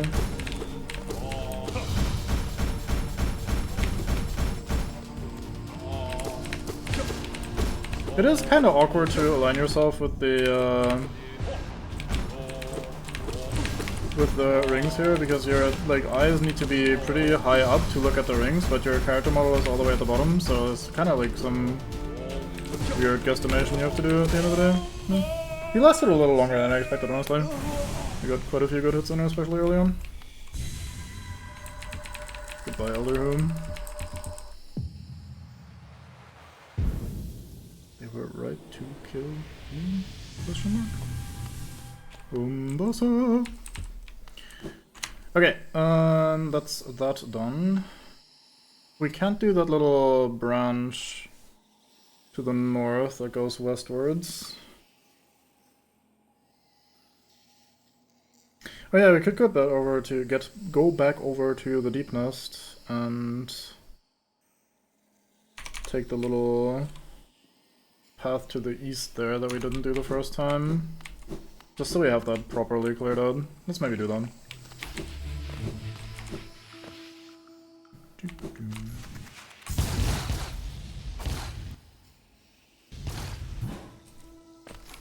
I don't know if I'm just like fucking Mandela affecting that or however the fuck you say that, but I want to say that room that we just crossed that was kind of empty and a little barren. Before that used to be, or like before that became the place where Cloth showed up, I feel like there was a weird worm boss fight. I don't know if I'm just kind of transplanting that from another Metroidvania with a similar room, where there's a weird like worm boss fight in a similar sort of environment, and I'm just like mentally connecting the two. Or if that's actually the case, but for some reason my brain is always convinced that there should have been at some point a like fight where you fight like, or like not boss fight per se, but more like a mini boss fight sort of a thing, where you fight like some worms going up and down. Which room am I in? This one? Yeah. So we just keep playing West.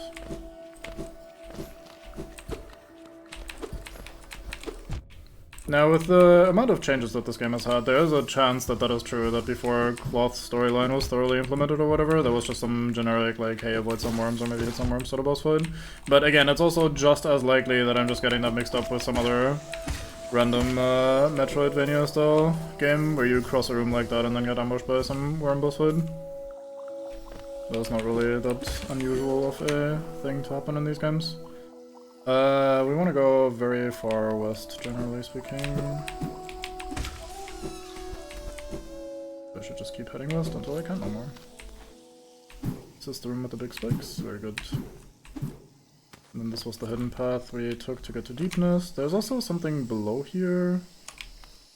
Let's have a quick look-see. Oh, there's probably like a Wondrous Journal or something. Looks like the sort of place that just is some generic goodie. Oh, actually, this looks like a charm. Oh, this is where the Spore room is. That makes sense. I was wondering. I couldn't quite remember.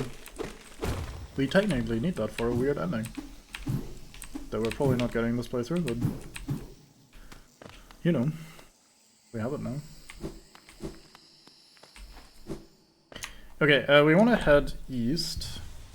Oh yeah, we also, in one playthrough or in one stream session, can show the changes between before and after with the infection. He died.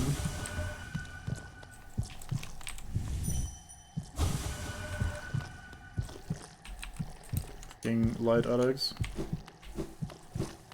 That's why you gotta be careful of the sun, the sun, the sun, the sun, the sun, the sun, the sun, the sun.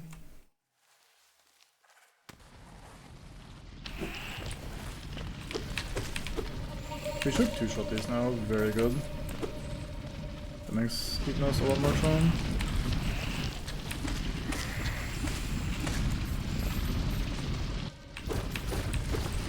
But yeah, in general I find like individual combat encounters not deep or interesting enough to really warrant fighting with low damage. Like, you generally figure out most of what these guys do anyway, even if you have relatively high damage output. For example, in Souls games, one of the reasons I like doing level 1 runs is because it kind of forces you to actually interact with basically all the boss mechanics. Because at a level 1, you're not going to be dealing so much damage that you just overpower the boss and tank and spank them and kill them before they can do anything to you. And on paper, you would think the same would be true for like a base nail playthrough in this game. But I find most of the combat to not be that interesting or like exciting, that it instead turns more into tedium to have low damage, especially if it's like that low. Base nail is just kind of like a very extreme version anyway. Heal! Yeah, look, Bango was right. I didn't think about that, personally, to check their thoughts. It's a clever idea. So we know this guy is fake. Because he's dreaming of killing us rather than dreaming of home. It is very tragic that their one thought that they have or their one dream is just home. I like that on this one, on the second one, they're not even like doing the like pretending that they might be real sort of thing. Like they just straight go for the murder. That one did it again. Interesting. I guess that's a clever way of mixing it up. You're expecting after the first one, oh, they're also gonna do the little song and dance, and then that one just attacks you immediately, which instead like surprises you, and they might get a cheeky hit in as an ambush because you're not expecting them to. And then the last one goes back to doing the little song and dance, and you go, oh, cool, so this one must be a real one, and then it turns out, nope, still also a mimic. Very good. Or I'm overanalyzing that, and they just forgot to give one of them the funny animation. But, I don't know. I think the other option is more likely.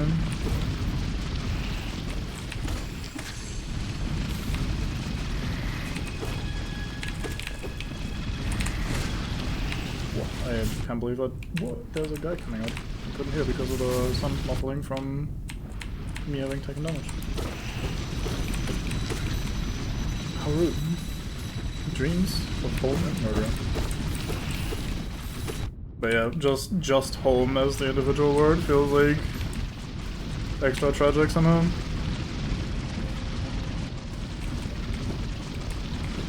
They are adorable, so... where the fuck exactly are we? Can we go far enough east from here to get to where the mask shard is, or is that actually from the fungal waste section that I couldn't do because of the double jump? I feel like that's from the double jump fungal waste section. I don't think this links up all the way there. Unless there was a path here that I missed. Let me double check real quick.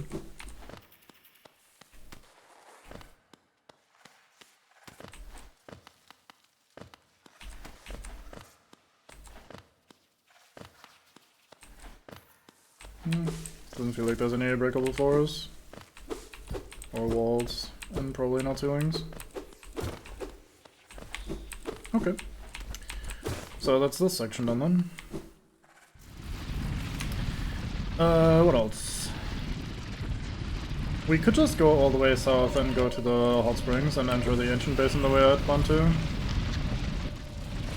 It'll be alright, let's do that. Wait, does this not go south? Is this just a side room that I have to leave to the west? Before going south? That's fine, we can do that. Looks like it opens. It doesn't, never mind, I'm wrong. So all these fucking grubs.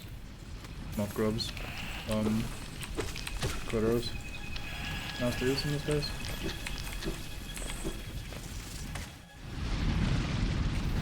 Oops, I didn't mean to jump.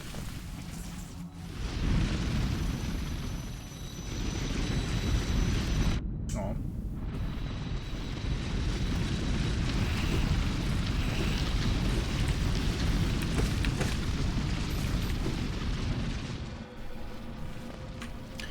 Okay, I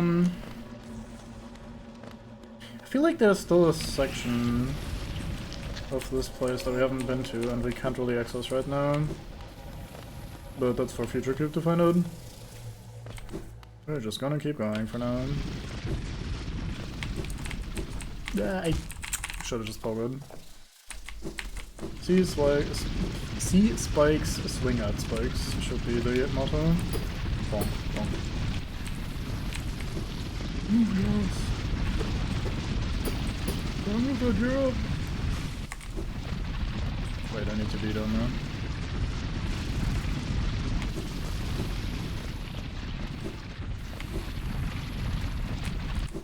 We go all the way west here. That's not all the way, that's just slightly west. There. Hot Springs.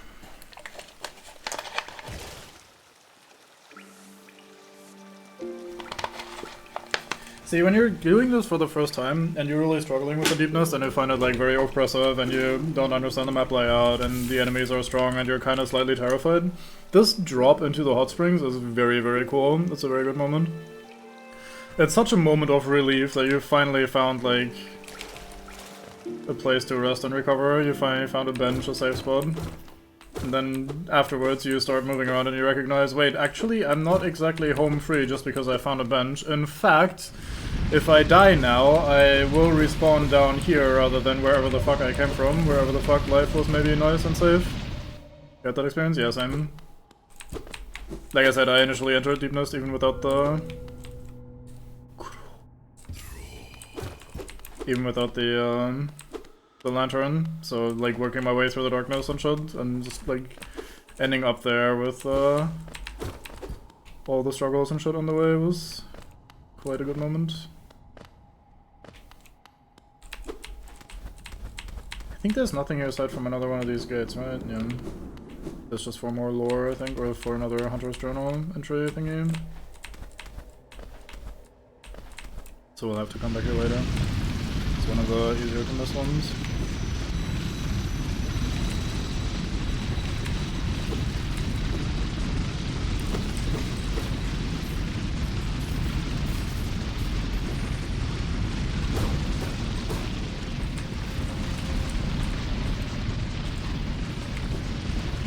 What this? Oh, I think I know which room this is. Yeah, it's this room. Can we do this? Skip like part of it? Absolutely.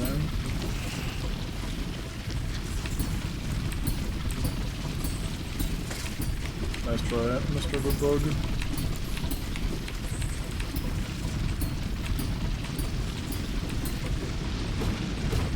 Would have had to wait a cycle if I hadn't made that. That would have been abysmal. I would not have recovered mentally ever from having to show that amount of patience. I think this just spits us back out at the entrance. I think that's it for this room.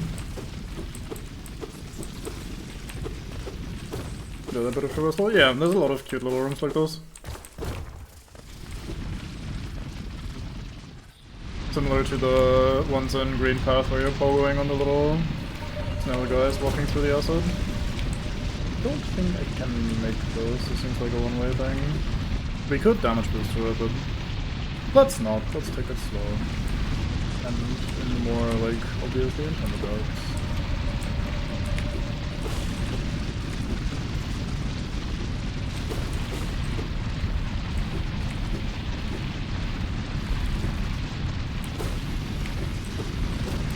I also like how there are so many varieties of little spike pits in this game.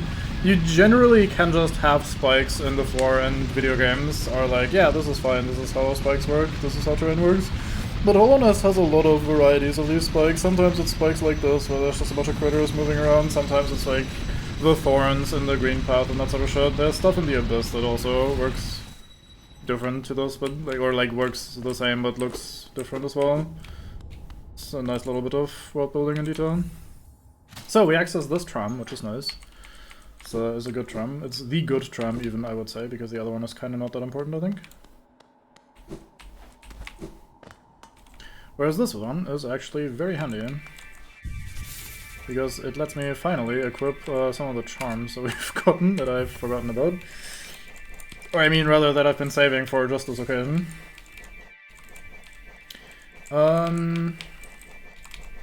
I feel like Grub Song has been carrying us way too hard, so I don't feel like I can mentally afford to unequip it. I wish the Dream Shield was 1 cheaper. At 3 it feels a little too expensive to use a lot of the time. What do you do again? You use the soul cost of casting spells. That's actually alright as well. This is getting more soul from attacking. Boulder Shell is not great.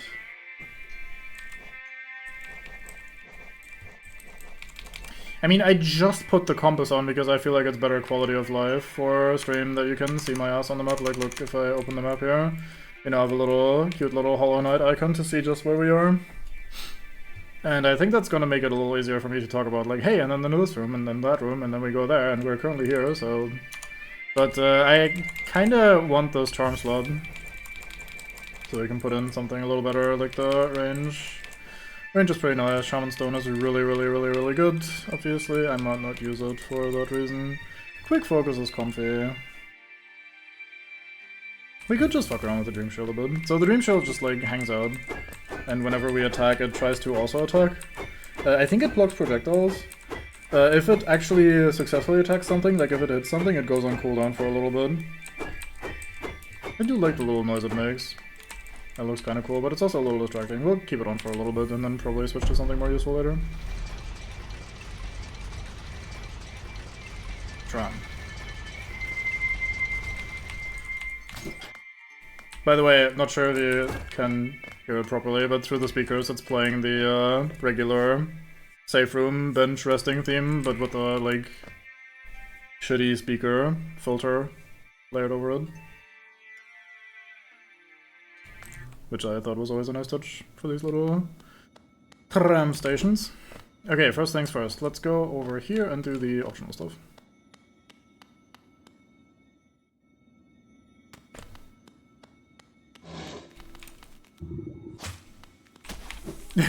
Yeah, I had to really contain myself there from not attacking them again. Oh yeah, also a weird little detail, the shield spins faster while you're healing, probably in an attempt to block more possible projectiles approaching you, which is neat of it. Don't think it's particularly good at that, or like that helps all that much, but it's just a fun little detail. White tram ride with the dead dirt carvers, oof. I mean, that's also pretty atmospheric.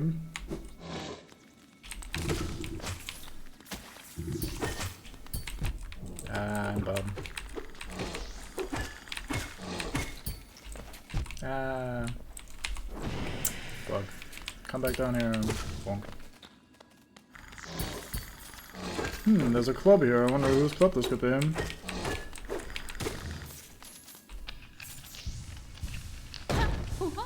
Hello, Cloth. You're still a little down, huh? Oh man, you do all this beastin'? Oh man, you're fucking great. People think I'm strong, but I'm actually not strong. Never mind, let me fucking change that. I'll just, like, man the fuck up and actually, like, be a baller and go kill everything, but... That's basically what she says.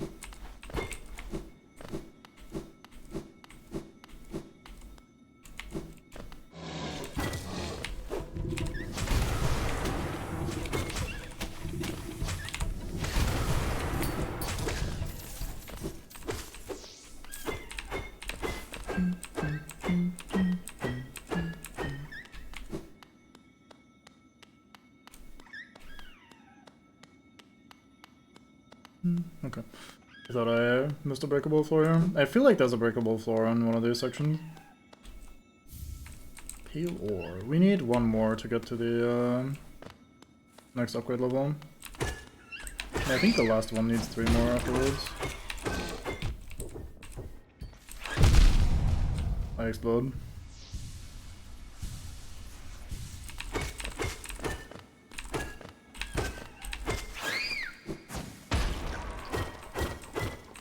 Hey, I should probably not have fucked around so much.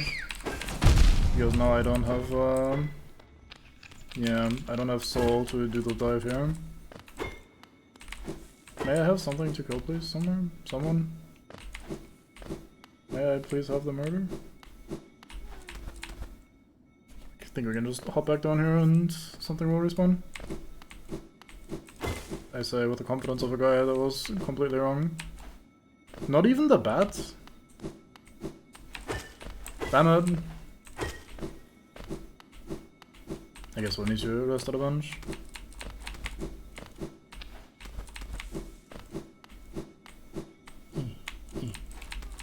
Oops. Come on.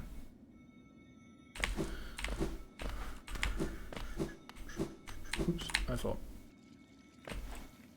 I leave. None of this ancient basement shit. We out. Okay, surely something has respawned and we can just punch something and finish this area. There we go, very good.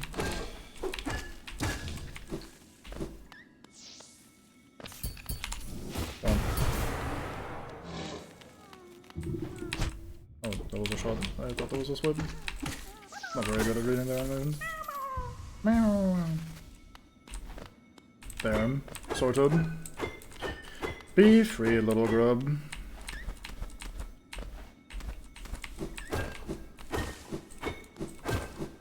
Boom, boom, bing, boom. Why am I so bad at timing my wall jumps today? What the fuck? Alright, so, we'll do something immediately that Bango has not done yet, so I hope he's not watching.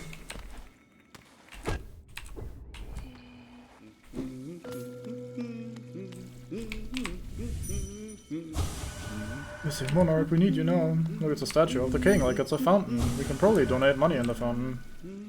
A true servant gives all for the kingdom. Let Hallownest, Pale King, relieve you of your burden.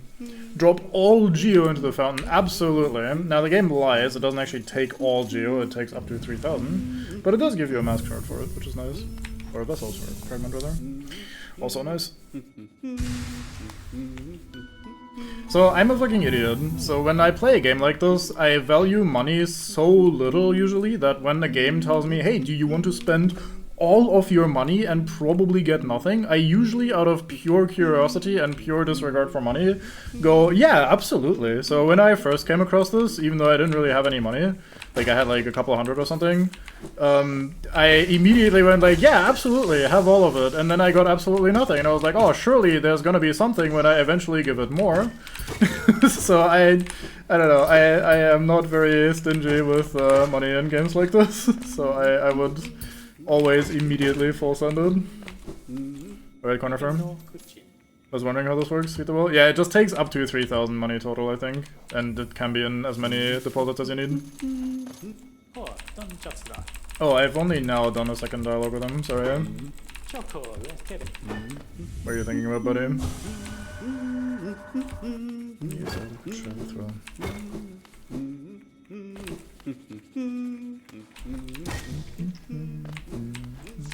Oh no, we can't get up here. Whatever will we do? If only there was a way for us to jump a little higher in the near future. Oh, we're gonna have this shield for the boss fight, huh? Oh, that's probably fun. Oh wait, I'm in the wrong place. This is the King's Brand room. Don't show Bango this, he'll never remember where it is. I was kinda softly going a little mental when he was looking at the map at the end of his last stream. I was like, yeah, I mean, I could go there, and he was not thinking about this door. But it's like, in my brain, like, a big obvious place, like, this looks interesting, I kinda wanna be here. So, let's hope we find it at some point. Bench. I do like tall machine that turns into bench, that's kind of funny design. Okay, I kinda wanna stop here simply by virtue of it having been a little while now. But, I mean, I guess let's just finish the area off while we're here. I need the money on a personal level, I cannot leave this here. See, it's weird. My dumbass always needs to use a charm like Fragile Greed to maximize the amount of money I get from everything, but then at the same time, if the game offers, hey, get rid of all your money, question mark, I always go, yeah, absolutely. So, like, you'd think I'd either be very greedy and stingy, or, like, I don't give a shit about money, and then I also don't want the extra money. But no, I'm weirdly enough both. Like, I want the money, but I am also very willing to part with it for absolutely nothing if necessary. So, I don't know.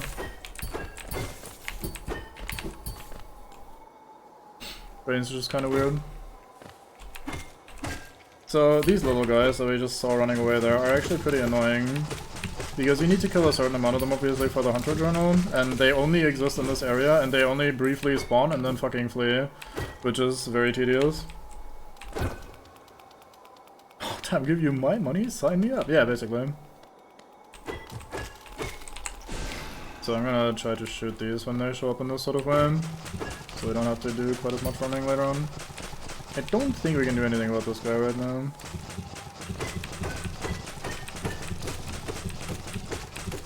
Good thing our damage is very good.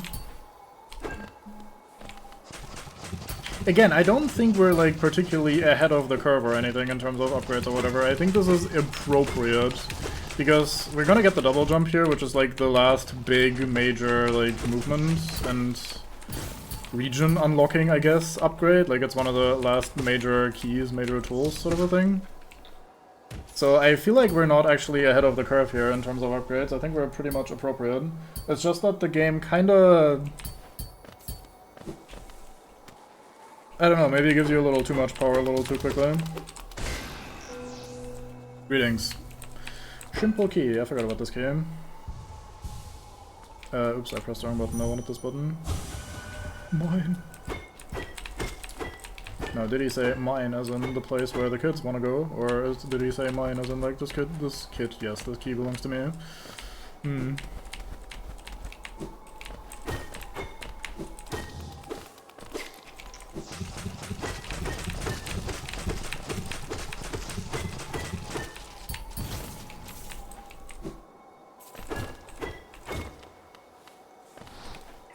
Oh yeah, these guys we also need to farm to max Hunter book thingy journal. They also only exist in this area. I don't think the ones from the boss fight count. There's a potential challenge on category. You must make 3,000 deposits of 1 geo to get the fragment. I hope not, but I wouldn't be entirely surprised. That would kind of not make for an interesting run, I would say. Like, at least for the one where I was talking about the guy farming for 40 hours or whatever to get the essence. that has a reason that isn't just, hey, I farmed for 40 hours to get the essence. The reason being that it's low percent, so they try to beat the game with as little completion as possible. And in order to have as little completion as possible, they don't have access to all the ghosts and shit, so they can't do the usual things for essence. So they simply have no other way of doing it within the limitations of a challenge run category that already exists and makes sense. This one would be a very weird and arbitrary challenge where, like, hey, I have to specifically do this, like, abstract, silly thing. So I imagine it wouldn't really be a thing or exist, but at the same time, I mean, weirder shit has been done.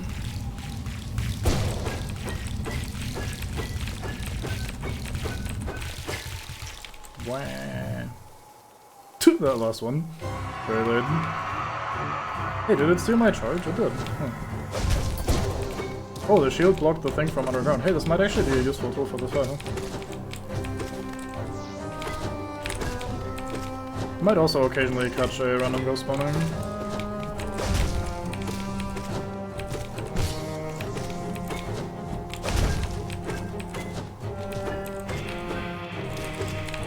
Yeah. I'm being greedy.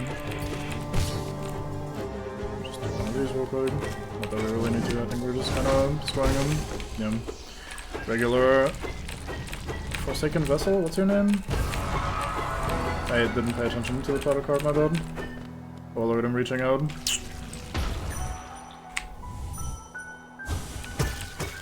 Oh well, I'm sure we'll not see that guy again. Good fight, homie. Now for our great reward, we get... Win.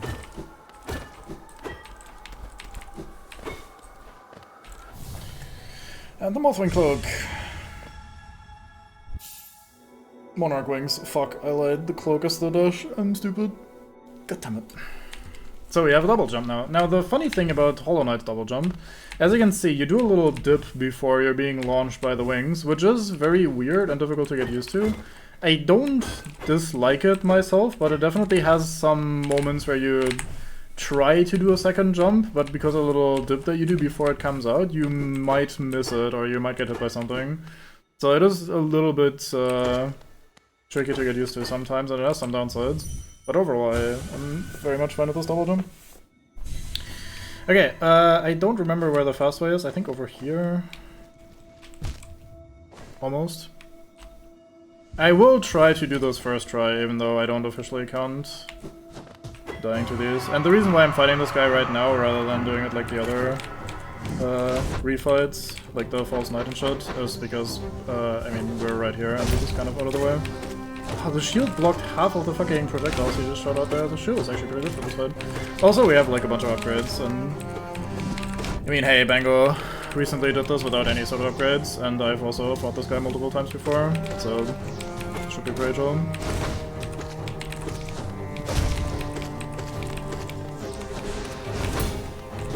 The shield is being pretty good in this fight, like protecting me against the flying dudes while I'm healing, eating the projectiles from the ground. I just fucked up there, but that's not really the shield's fault.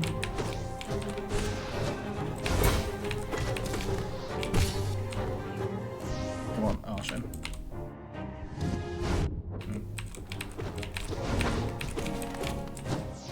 Oh.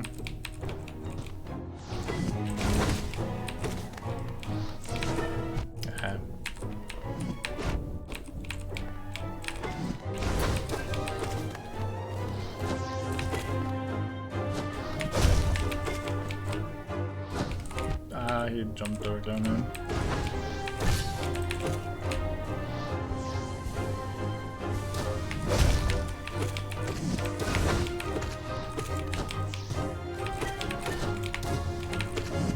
I'm done. I am being very sorry.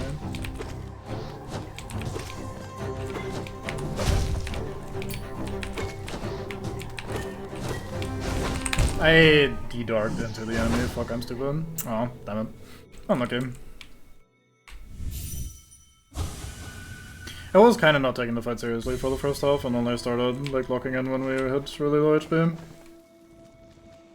which is silly. But it kind of goes to show that you can, like, even though I'm not really fully upgraded or anything yet, you can kind of start brute forcing fights a little bit more than you maybe should be able to.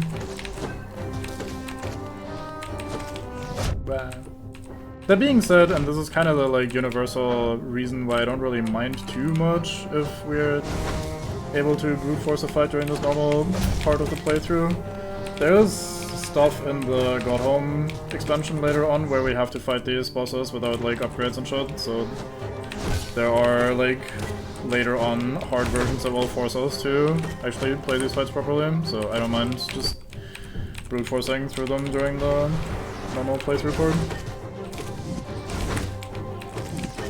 Yeah. Oh, I didn't have a ticker.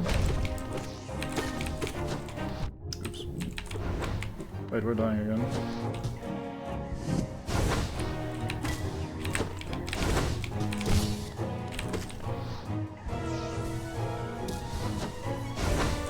Fog shield. It's not as consistent as apparently the Spores. I imagine, like, I haven't really used the Spores that much, but the Spore Mushroom works really well against the Ghost, and I can imagine that that's true given that the shield also one-shots them, so I imagine the Spore Cloud also would one-shot them. So you can kind of just heal and ignore the Ghost attacking you while you're healing, whereas this is like a gamble every time. Actual downside moment of the shield there, the shield smacked the Lost Kin while I was still busy doing other shit, so I didn't get to take advantage of the full stagger duration.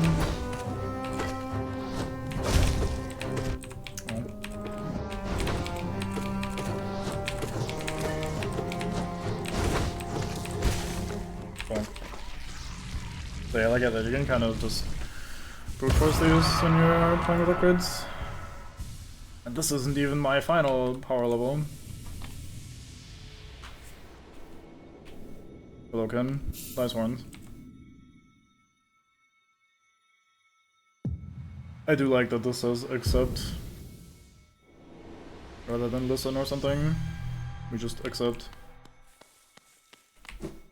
Neat.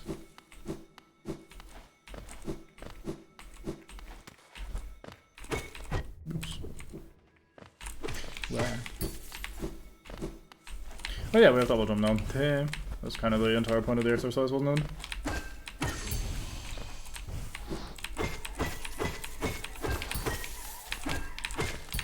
So I don't think there's enough of these ghost enemies in this room, and I don't think they spawn indefinitely for us to finish the journal, so I might quickly return in here a couple times just to farm these out and get this journal done with so we don't have to return here.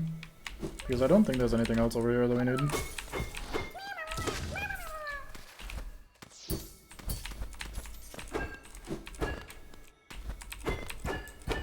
Sounded a little weird, but I think it was just because of shield.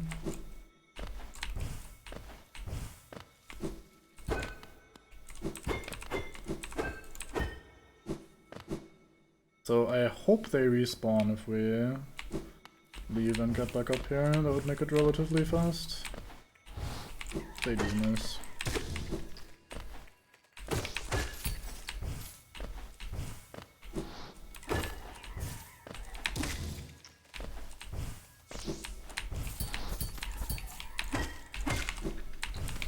But yeah, so like I said before, the dash, or like if you pogo, it resets both your dash as well as your double jump, so you have like insane movement as long as you can pogo on anything. Like, we have so much air control and so much we can do now, every single time we have something to pogo off of, which is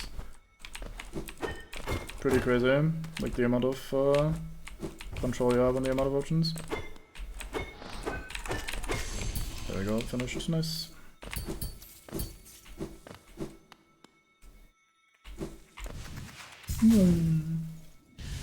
Oh.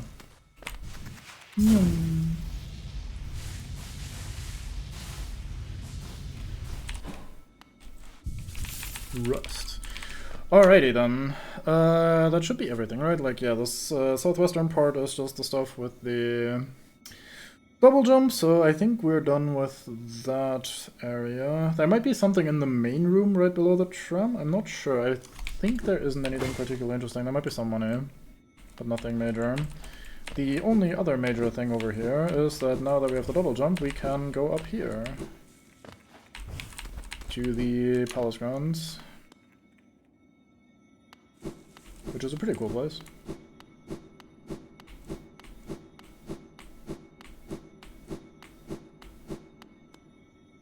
This looks important.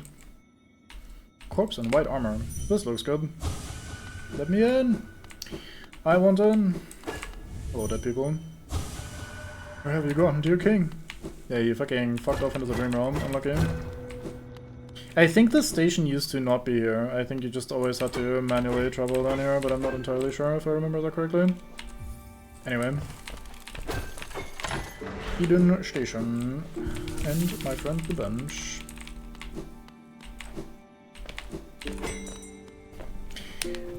Okay. Bravo, Dirtmouth. We shall climb out of this room, sit on our usual typical bench, and call it a session here, I think. Hello, brother. Greetings. Okay, so I think that was a pretty good session. We got quite a few things done. A lot of clearing up random shots. We explored most of Greenpath. I still don't understand why I couldn't access the Howling Cliffs or whatever up here. I could have sworn that's where you go, but maybe I just fucking have like a brain fart there and it's actually connected elsewhere, or I just missed a path or something. I'll look into it again in the future.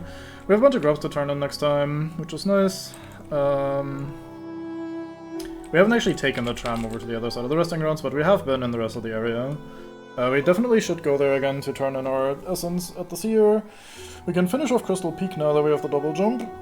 And that might be nice to do, because we kind of don't need to ever return there again after we do that. So I am very interested in that, just generally. We already did the Crystallized Mound, so there's nothing really left there for us. Yeah, and then I mean we have this part over here, which we can't do yet on paper. We need either a way to go through the dark gate thingies, or we need a way to get through acid water, which we can't do yet. We have this guy up here, which we have access to now through the King Station. It's very fine. This also has connections that we didn't really get to explore because my dumbass wanted to open the way west to the other side of the city. And then I forgot to open the way to the other side of the city after all, so we didn't end up doing that. It's a bit dumb. But we did explore the Ancient Basin, which is nice. We can go up north here from the tram and have a little bit more of an explore. And we can take the tram further and get a whole ass area over here still. So, still lots to do, lots to see. Not that many loose ends either. I feel like I've been pretty decent at picking up most of the little thingies and MacGuffins and doodads everywhere. So I think we're doing pretty well. Right, I'm gonna call it a stream at this point though. So thank you very much for watching and hanging out and shit. I will talk to you guys maybe tomorrow. I kind of want to continue this playthrough while I'm still going full steam ahead and still enjoying it, so we'll see how fast we can do that.